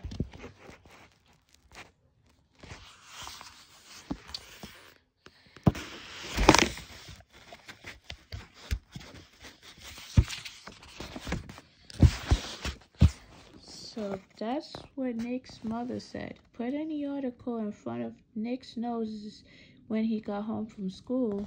Did you talk to this reporter? She seems to know an awful lot about you and your new word, not young man. What is the meaning of this? That's what the school superintendent said to Miss Chatham, slapping a copy of the article onto the desk. Why did you have to talk to that reporter? Don't we have trouble getting the tax players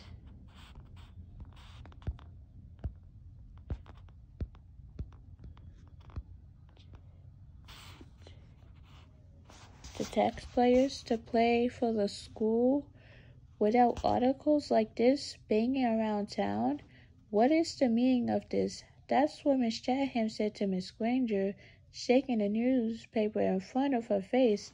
I know you had to talk to that woman, but did you have to say all these things? It will be wonderful if we don't get fired. If we don't all get fired. It was quite a Thursday for everyone, and no one could figure it out how Judy Morgan had gotten that 5th grade class picture. So, chapter 11 was really short also. Chapter 11 was a report. Let's see.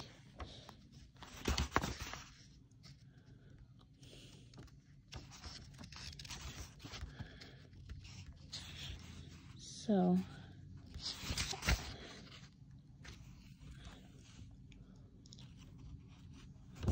it was like a reporter how, see?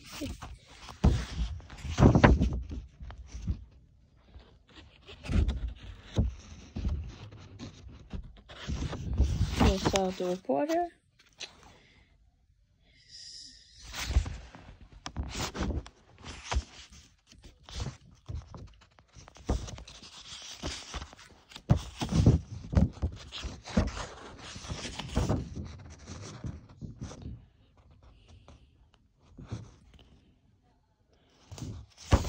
this is where the reporter had to talk to Nick about what the new word Frindle. So chapter 12, Airwave. Within a week after the article was published in the Grassfield Gazette, the kids at the junior high and the kids at the high school had stopped using the word pen and had started using the word Frindle. They loved it. Nick became sort of a hero for kids all over town, and he quickly learned that being a hero Even if you're only a local hero, isn't a free ride, it has a price. People noticed Nick when he walked into his dad's hardware store or where he stood in line at the penny pantry to buy a candy bar. He could feel it when someone recognized him and it made him shy and awkward. Kids at school started expecting him to be clever and funny all the time. And even for a kid as smart as Nick, they was acting a lot. Every teacher, the office secretary, the principal, even the school nurse, and the custodian all seemed to be watching, always watching. His parents were great about everything. His mom had been upset when the article first came out, and so had his dad. Nick had said, "But I didn't do anything wrong, Mom," and neither did that lady from the newspaper. And his parents could see that he was right. The things in the article were true, and the truth is the truth, and nothing could be done about it now. And even though it made them uncomfortable to have their boy talked about it all over town, secretly, Nick's mom and dad were pleased. After all, a brand new word is a pretty amazing thing. Their Nicholas was quite a fellow, no getting around it. Someone else town thought his brand new word was pretty amazing too. But Lawrence had lived all his life in Westfield, and when he was only 19 years old, he had saved enough money to make an investment. He looked around for a good idea and then bought the first Dairy Queen in the state. After a few years, he bought a McDonald's restaurant. That was almost 30 years ago. And these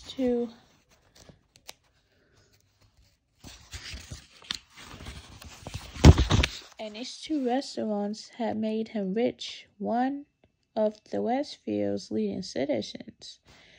When Bud Lawrence saw the article about the new word, he had his lawyer file a preliminary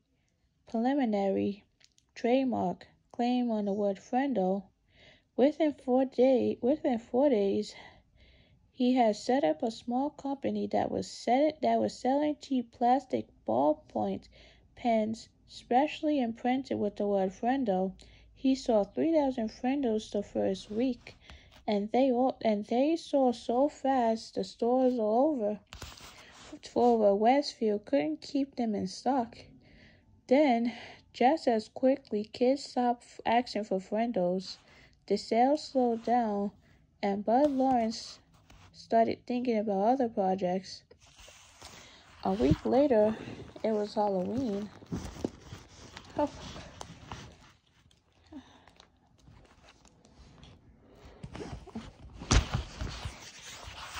So it says, a week later, it was Halloween. The leaves started falling. It seemed like the town was going to quiet down, but it would have if it hadn't been Alice and Londonson.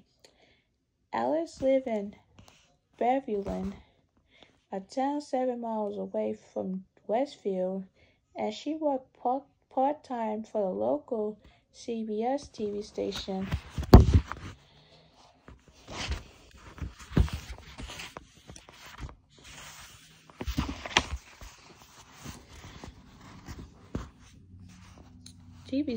In Carrollton, a town about 75,500 people. When there was important area news disaster like floods or tornadoes, or sometimes if she came across little stories that seemed cute or original, Alice would call the station news manager in Carrollton. If it was a good story, or if it was a day when Not much else was happening in the world. Then the TV station would send out a van with a camera crew, shoot with videotape. Alice described to all the small towns newspaper in the area to keep up with the local events. Most of them were published on Thursday, and they arrived at her house by Monday or Tuesday. Then it would take her a day or so to look through them all. On Wednesday morning, she finally saw the article in the Westfield Gazette about the World War. She read it through twice, and she looked carefully at the class photograph. She was sure that this story was a winner. The TV station manager and character agreed with her. He called a CBS station in Boston because sometimes Boston picked up stories from the Carrington newsroom. The woman in Boston thought the story had some real zip to it, so she called the network news editor in New York.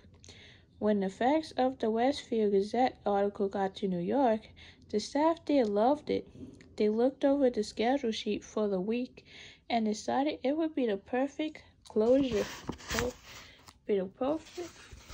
Perfect closing story for the CBS Evening News for the next day, Thursday. Orders flew back through the telephone links from New York to Boston to Carrington breathlessly.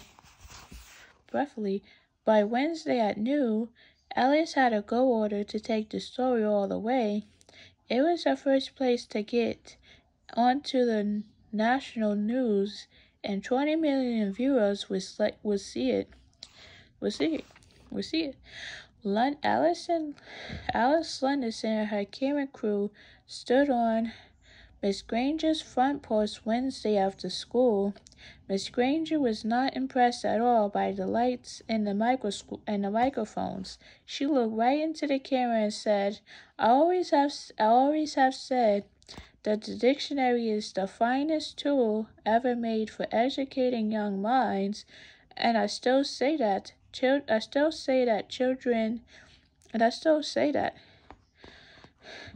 need to understand that there are rules about words and language, and that those rules have a history that makes sense.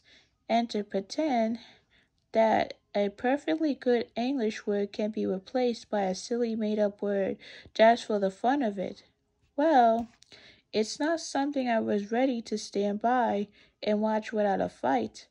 And have you lost that fight, Miss Granger? Asked the reporter. Miss Granger turned her eyes up to nearly full power as she looked into the camera, and with a pale smile she said, It's not over yet. While Alice and the crew showed up at Nick's house, the Allen family was ready for them. Nick, Mick, and Mom and Dad sat on the couch with Nick between them. Nick squirted into the light. His mom had worked out with Nick what he could say and what he couldn't say. You remember, young man, she had told him as she combed his hair. These reporters are just looking for a quick story that will make some excitement. But you have to stay here and live in this town. So mind your P's and Q's, meaning like have good manners. As they sit on the couch, Miss Allen had her foot on top of Nick's under the coffee table, and she pushed down. It meant that the reporter had just asked a question that she was going to answer for him. Miss Allen did not trust reporters. Miss Allen did not trust reporters. So tell me, Nick, why did you make up this new word, Frindle? Asked Alice Lenderson. Nick gulped and said, Well, my teacher, Miss Granger, said that all the words in the dictionary were made up by people, and that they mean what they mean because we say they do. So I thought it would be fun to just make up a new word and see if it to see if that was true.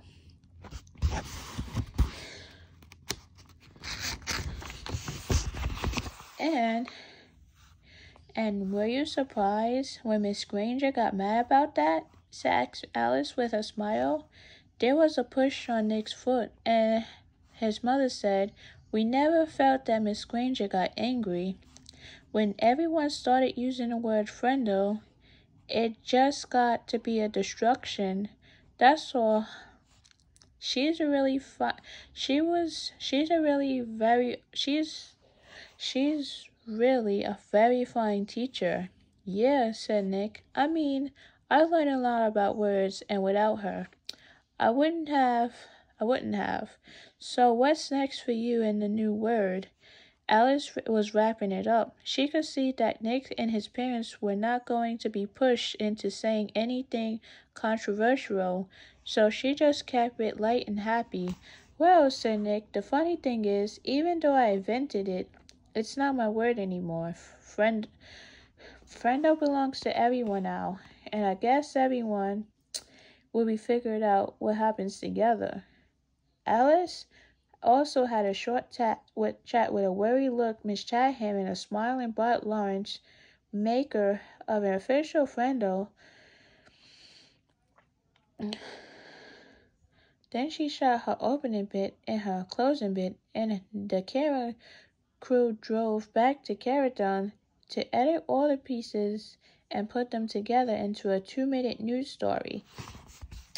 The next night, when all the serious news about wars and oil pieces and world food supplies and have been talking about on the CBS severe news, the Acre Man looked into the camera and smiled. He said, "It is believed by many that the word quiz was made up in 1791 by the Dublin theater menace named Daly.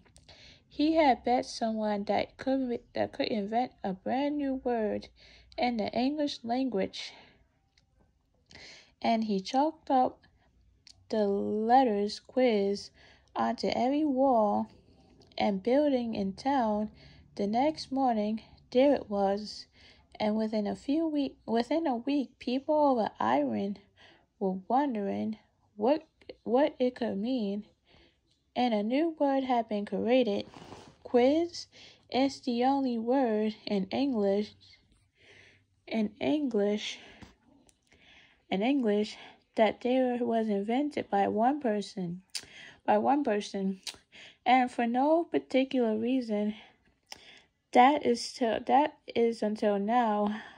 Now there is a new word, Frindle, and here is Alice Lunderson in Westfield, New Hampshire, with the story.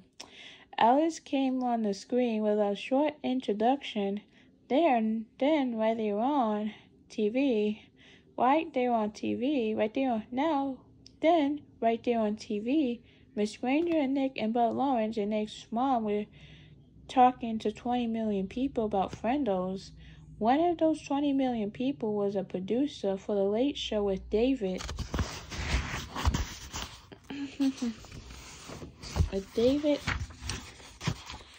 with David Lawrence, and another one of those 20 million people was another one of those 20 million people.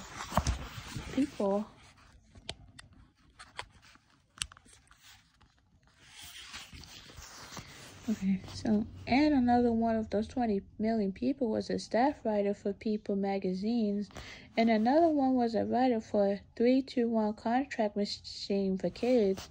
Dozens of other writers and producers and marketing people saw that story on the news, and all of them smiled. A great story.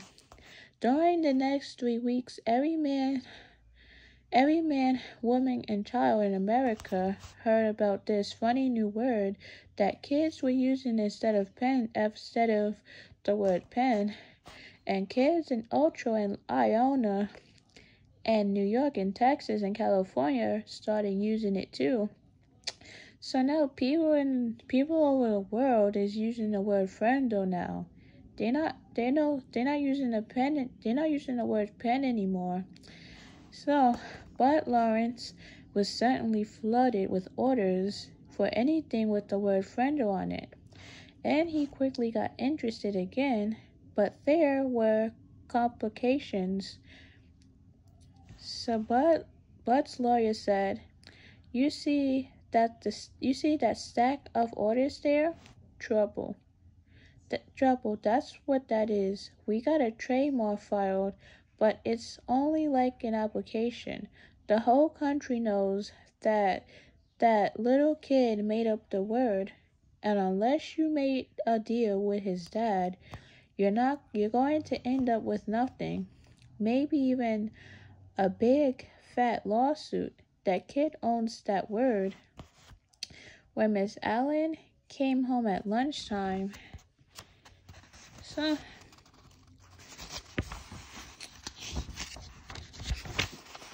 his wife told him that he had to call, but Lawrence, it's something about the new word. This was not good news to Tom Allen. He was sick and tired of all the fuss and being away from the hardware store so much. While all this nonsense was happening had put him weeks behind on his paperwork, he'd be lucky now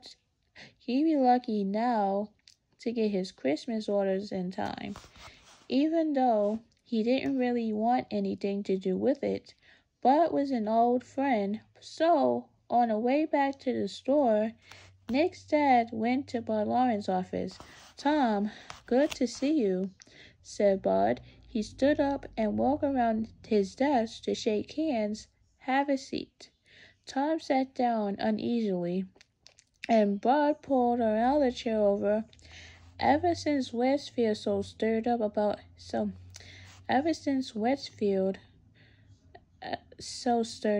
about anything in your life, you and Jenny must be pretty proud of that boy of yours. Bud couldn't remember Nick's anymore. Tom Swift in his chair and nodded. "Yes, he's quite something, that's for sure. But I tell you, Bud, I'm ready for it all to just die down and blow away. Too much fuss." Instantly, Bud saw how to get what he wanted. "Well, Tom, I'm afraid it's not really going to go away. Looks like something stirred up, and people are real interested. You probably saw those bright red ballpoints around town with the word Frindle on them. That's what my doing. Just testing the waters, but your boy, he owns that word. I got my lawyer to apply for a trademark a few weeks back, because that's just the way I am. News thing comes along, I like to be right there in the middle of it." He grinned at Tom Allen, and Tom smiled back weakly. "Right now, I got a shirt printer at Massachusetts and another one in Chicago and another one in Los Angeles making t-shirts with the word Frindle above a picture of a pen. I mean a Frindle. Each supplier has orders so far for over 20,000 shirts. Profit on every one of those is going to be $2, maybe $3. And I'm talking with some big pens and pencils companies in Hong Kong and Japan about a deal that could be worth some really big money. They've seen this Frindle thing in the media, and they want to buy the rights to the trademark and make a new line of Frindles for kids. I'm not kidding. This is a hot idea." Bud guessed right. Just the thought of all this made Tom shrink back uncomfortably in his chair. It was way too much fuss.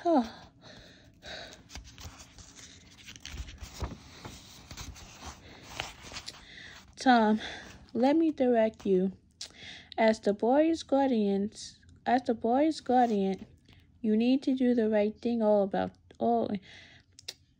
you need to do the right thing about all this. I'd like to see where all this going to go. I'm going to take some risk, spend some money, see what happens, but I need your permission. I need your signature. I need your signature. I need your signature. Signature. I need your signature. I need your signature on these trademark papers, and I need to strike a deal with you about permission to use that trademark. I know it seems like a big ruckus about a word, but we can't tell what's to come of it unless we take some steps. Bob pointing at the papers on his desk. That's a contract and it's fair and honest. It gives your boy 30% of whatever profits I might make. That's a fair royalty generous for this kind of deal. So what do you say? Make sense? Let me take care of all the fuss and see if some good and see if some good doesn't maybe come of it all. The papers and a pen were there on the desk next to Tom. He looked at Bud, then reached over, picked up the pen, signed both copies of the trademark papers and 3 copies of the contract.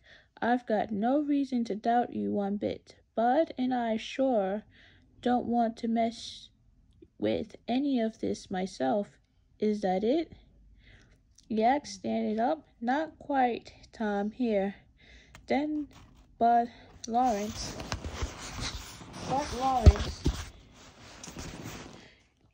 handed Nick's dad a check for $2,250. What's this for? That's what I owe Nick for the sales of Frindles from the first 3 weeks, explained Bud with a smile. Tom looked at the check and said, This is terrific, Bud, and I'm really glad about it because it'll sure help with Nick's college. But I wish you'd just keep this between us. If Nick knew, he'd probably stop moaning longs and I'd never get him to save another penny. So, just between us, okay? Bud said, Sure, Tom, I understand. Just between us. And they shook hands. Mr. Allen left Bud's office and walked across the street to the savings bank. He set up a trust account for Nick, and the bank manager said he could make arrangements with Mr. Lawrence so any other money would be deposited automatically. That sounded good to Tom Allen. Never heard another word about it. That would be fine. As Nick's dad walked slowly back to the hardware store, he wondered if things were ever going to be the same again in his quiet little town. So chapter 13, chapter 12 was pretty long. So now people around the world is using the word Frindle. The news reporter was still on, and people around the world is using the word Frindles.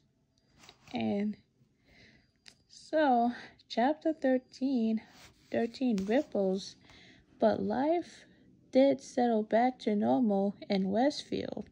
More leaves fell, Thanksgiving came, then the first snow, then Christmas, then more snow. Fall and winter seemed to calm everything down and drive everyone into their own houses. Let's see. So things were calmer at Lincoln Elementary School too. Frindle Manor was over, but that didn't mean the word was gone. Not at all. All the kids and even some of the teachers used the new word.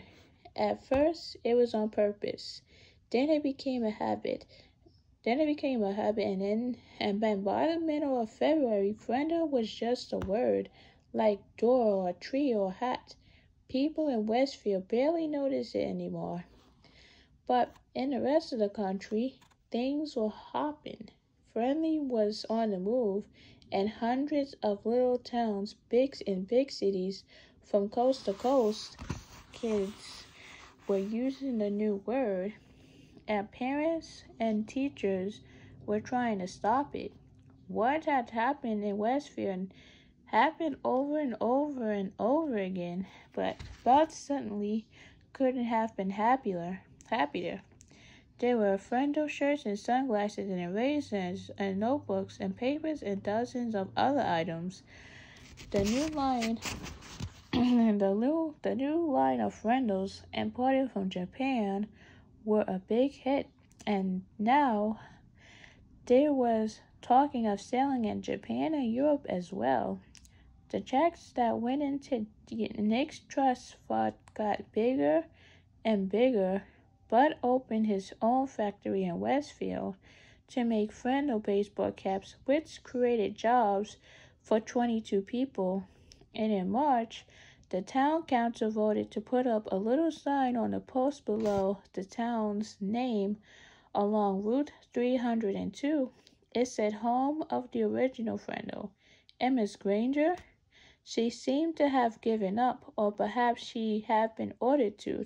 No one knew. Her poster about the forbidden word had quietly disappeared from the bulletin board, and kids were not staying after school writing sentences anymore. It was business as usual, except for one thing.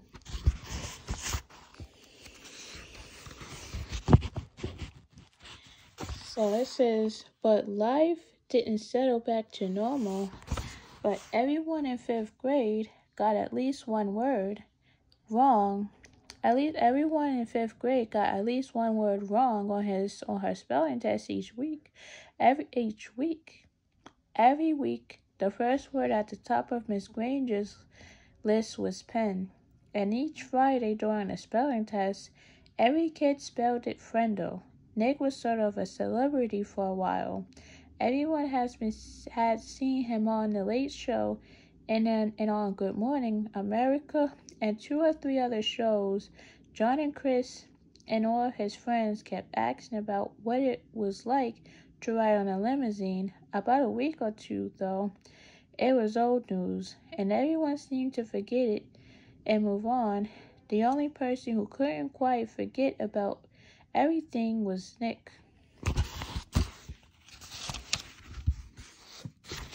So chapter 14, so now chapter 13 is like everyone aced the spelling test. So after this news report went on, and then they went to school the next day and everyone aced the spelling test. But now this kid got, let's see. So now the word Frindle was invented. Now Frindle is a word now. So chapter 14, inside Nick. On the outside, Nick was still Nick, but inside it was different. Oh, sure, he still had a lot of great ideas, but now they scared him a little. For instance, Nick leaned in social studies class that people who buy stuff are called consumers. If consumers stop buying, stores and shops and restaurants go out of business. Then boom, a new idea hit him. All the kids love lunchtime, but the awful part about lunch was the eating part. School food, and the food was never a surprise. You had to smell it all morning and then to go eat it. The food was always bad. Well, thought Nick, the school cafeteria is sort of a restaurant, isn't it? And the students are the consumers, right? And we don't really have to buy our lunches there, do we? Nick see it all. He would get all the kids to bring their lunches from home every day until the lady who makes the lunches cooked better food. He was sure those women didn't cook food like that for their own families. The kids were like the kids were the consumers with $1.35 in their pockets until the food was better. That's where their money would stay. Good idea. Nick was sure it would work, and then he got all excited about it. But then Nick remembered what had happened with Frindle. It stopped him cold. He was sure that all of the kids stopped buying lunches sooner or later. Someone would figure it out that it was all Nick Allen's idea. He would get in trouble.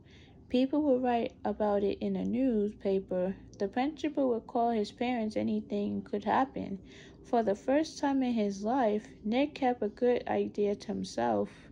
He never even told John or Chris, and that changed Nick. His mom was the first to notice. "Are things okay at school, honey?" she asked one day in early March. He had seemed kind of down, a little sad. It worried her.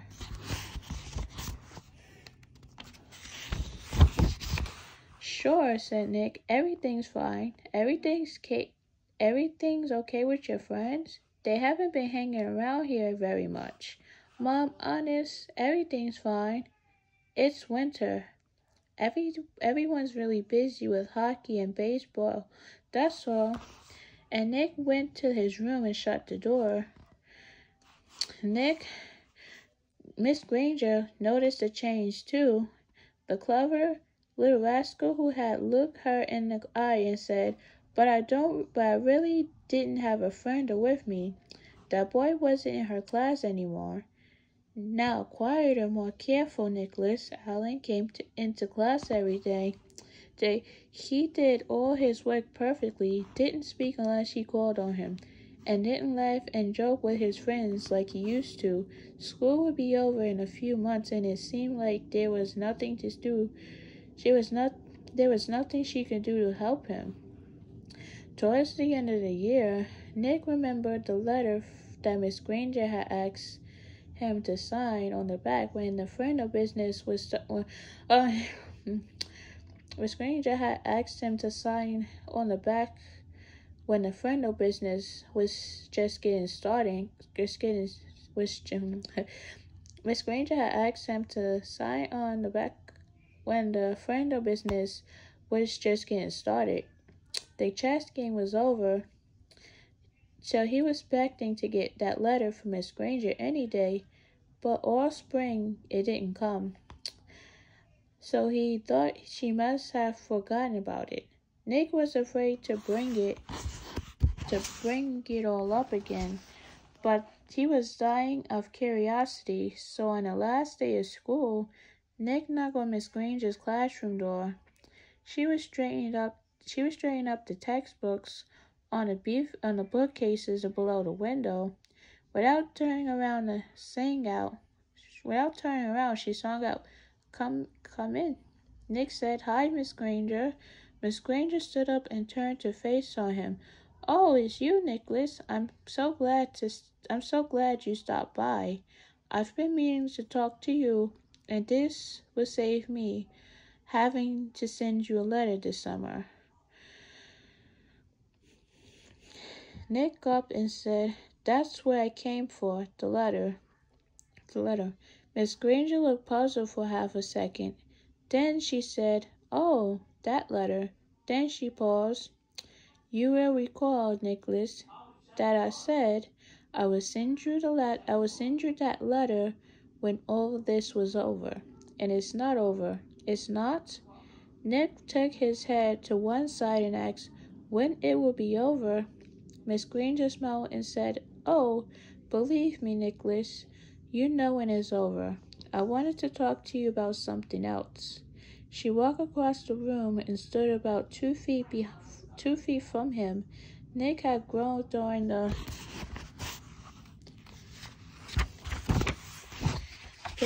year, and their eyes were almost on the same level. Nicholas noticed that the eyes were softer but just as powerful. I've noticed that you've been very quiet for the past few months. You know, Nicholas, you didn't do anything wrong this year. So I know a lot of things happened, and a lot of things were said, and you must have had some difficult days here and there. But your idea was a good idea.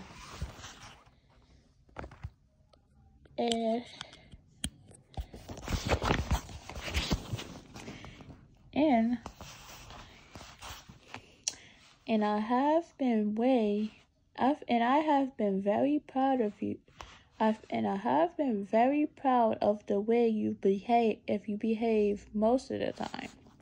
Nick was embarrassed, but Miss Granger kept on talking.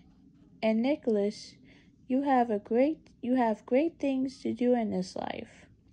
I'm absolutely sure that you do, and you mustn't let a few hard days trick you into clamming up. Then Miss Granger reached out and shook Nick's hand, and looked him in the face. Her eyes turned up brighter than Nick had ever seen them before. She said, "Nicholas Allen, I have enjoyed having you as a student. Now you go out there and have a wonderful summer, and I expect to hear remarkable things about you, young man." Miss Granger watched Nick started to leave, but before he got to the door, he turned in and said, "Thanks, Miss Granger. You have a great summer too." Then he grinned and said, "And don't forget to buy some new Frindles for next year." Thanks to his little talk with Miss Granger, along with a healthy dose of summer vacations, Nick made a full recovery.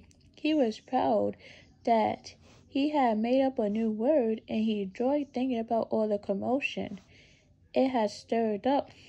That one little word had made 5th grade a year to remember.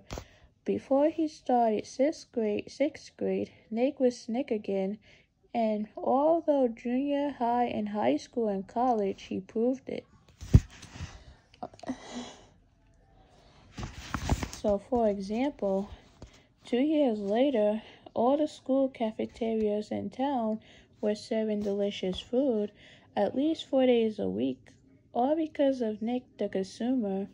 And the state superintendent of schools had made a special trip to Westfield to learn why this little town had the most successful school lunch program in the state. And in high school, well, the stories about Nick's other adventures could go on and on and on, but that would delay the end of this story, the one that started when Nick was in 5th grade.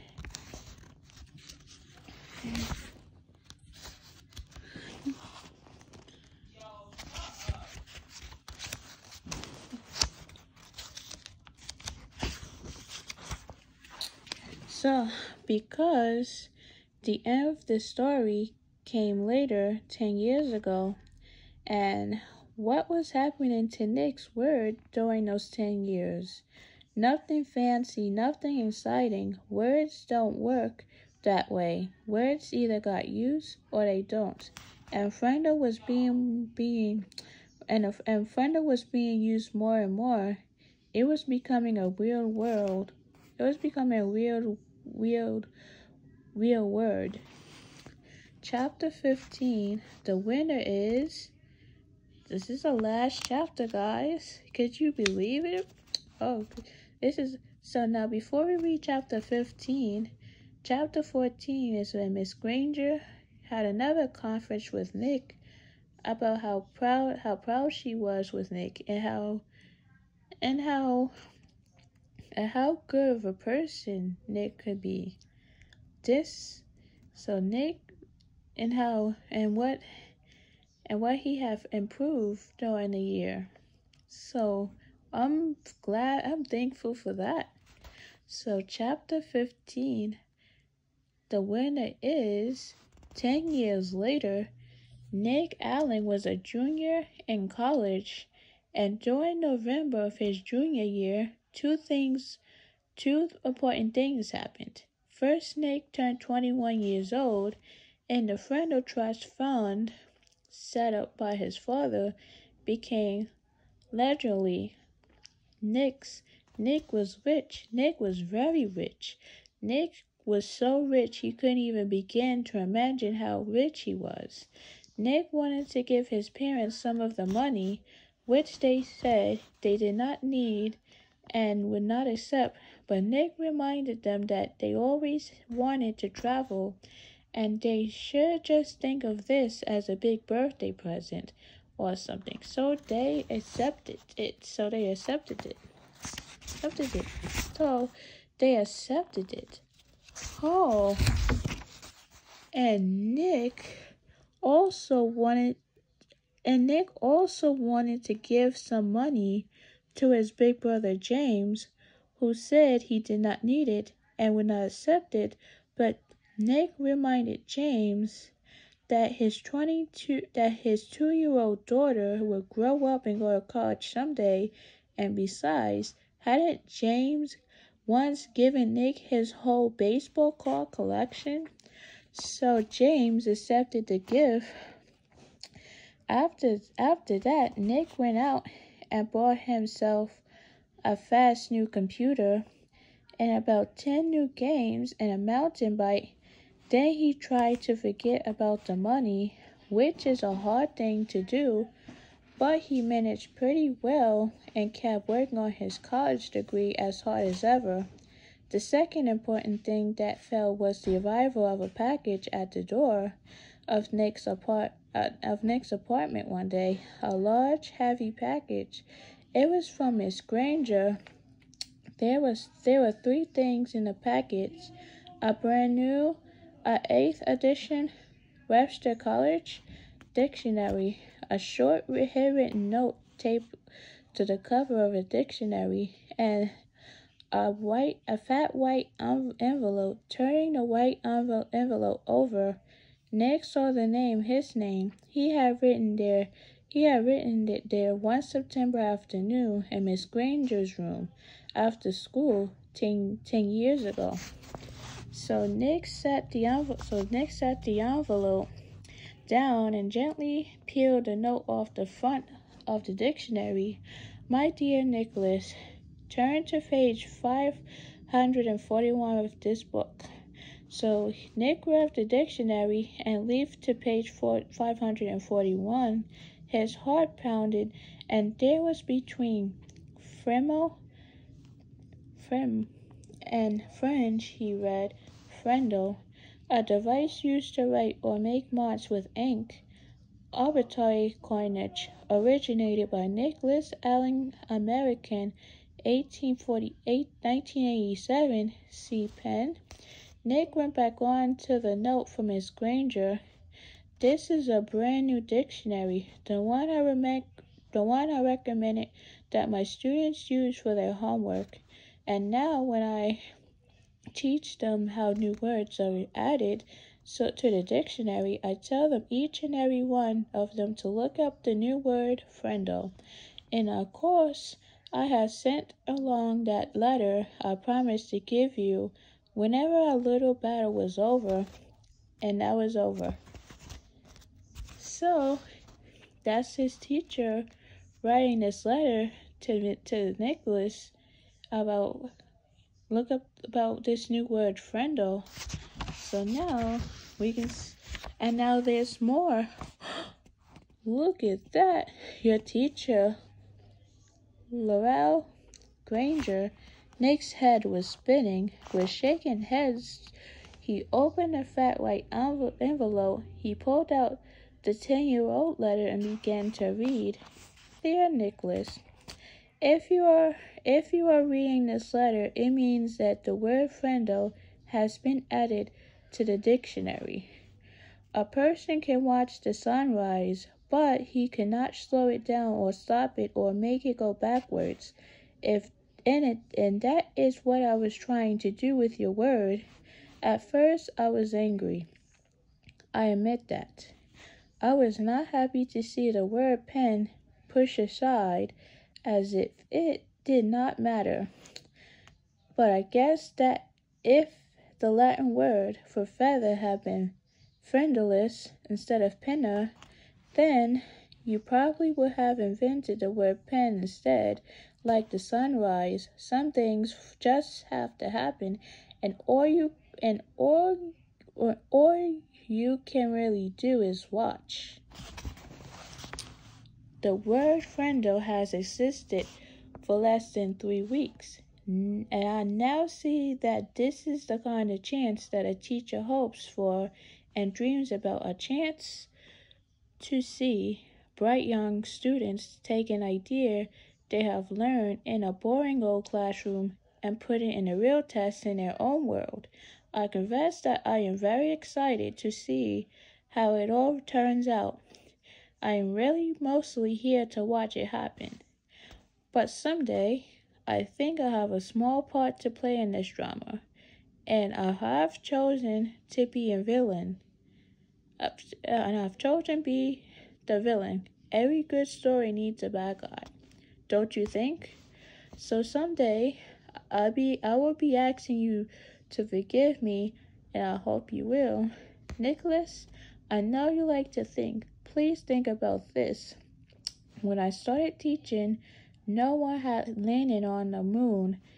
There were no space shuttles, no CAN, no weather satellites. There were no video cassette recorders, no CDs, no computers. The world has changed in a million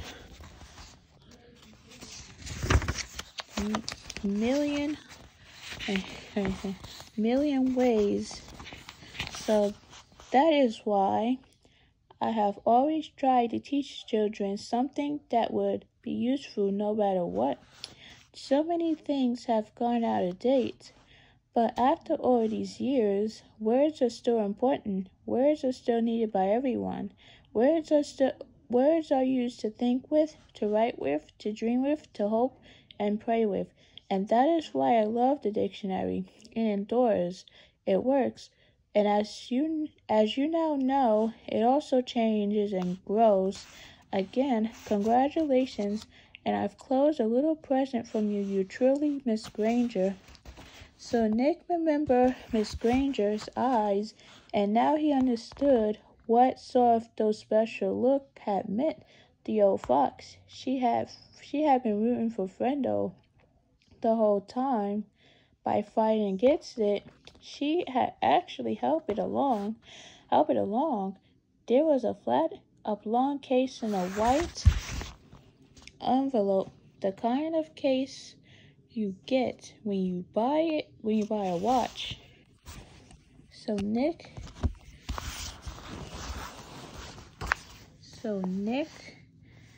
pulled it out and opened the lid. Inside was something else Nick had seen for 10 years. It was Miss Granger's favorite pen, her old Mara Phantom pen with a blue cap, and under the clip was a folded piece of paper. It was another note, a very short note, just one word, Frindle. About a month later, something had happened over in the old part of Westfield, over where the trees are huge and the houses are smaller. And on Christmas morning, Miss Granger's doorbell rang. Miss Granger opened the door, but no one was there. So, this a good thing's coming. Holy moly. Was there something we had left a package out inside her storm door, a box wrapped in green paper with a red bow and a white envelope taped to one end. She smelled as she stooped down to pick it up. As she picked up the package, she noticed a red, white, and blue express mail envelope sticking halfway out of the mailbox next to the doorway. It must have been delivered late on Christmas Eve. She opened the storm door, plucked the envelope from mailbox and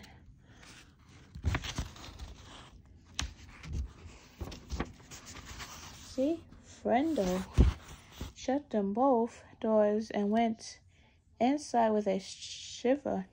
Miss Granger went across the living room and sat on the couch. The express envelope was from Westfield School District office. It looked important, so Miss Granger opened it right away. It was a letter from the superintendent of schools. A letter of congratulations. A permanent trust fund for college scholarships has been established with a donation of $1 million from one of your former students. It will be called the Doria Granger Students Fund. Miss Granger was sure it was a mistake or maybe a prank. $1 million? Nonsense. She had urged to pick up the telephone and gave the superintendent a call and straightened this out right away. But this was Christmas morning, and even though the superintendent was one of her former pupils, Miss Granger decided to wait a day. Couldn't hurt.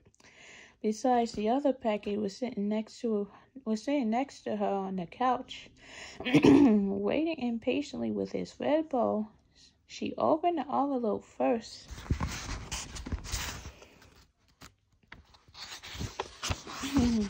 So it was a little Christmas card with a sloppy note. Obviously the work of a 5th grade boy. Dear Miss Granger, you're one of my favorite teachers. Here is something I want you to have. Sincerely, a student of yours.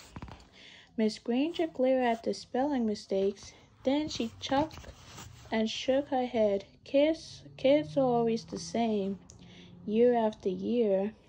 Here's what she in her here she was in her 45th year of teaching, all set to retire in June. She could hardly remember a Christmas day when she didn't have a present from one of her students. Miss Granger pulled off the red ribbon and tore off the paper and lifted the lid off the box. She expected to find something made of yarn and popsicle sticks, or maybe curly macaroni and glue, but instead she found an oblong case covered with blue velvet. She opened the case and inside was a beautiful gold fountain pen. She picked it up and it was cold and heavy in her hand. Words are engraved along the pen's shiny barrel. Miss Granger had to slide down to the end of the couch and to turn on her reading lamp. Then she could read the 3 thin lines of types. This object belongs to Miss Laurel Granger, and she may call it any name she chooses. With love, and Nicholas Allen. That is it for this book. So now you can get this book from Amazon, and I hope you enjoyed this tutorial. Thank you guys for watching. See you in my next video.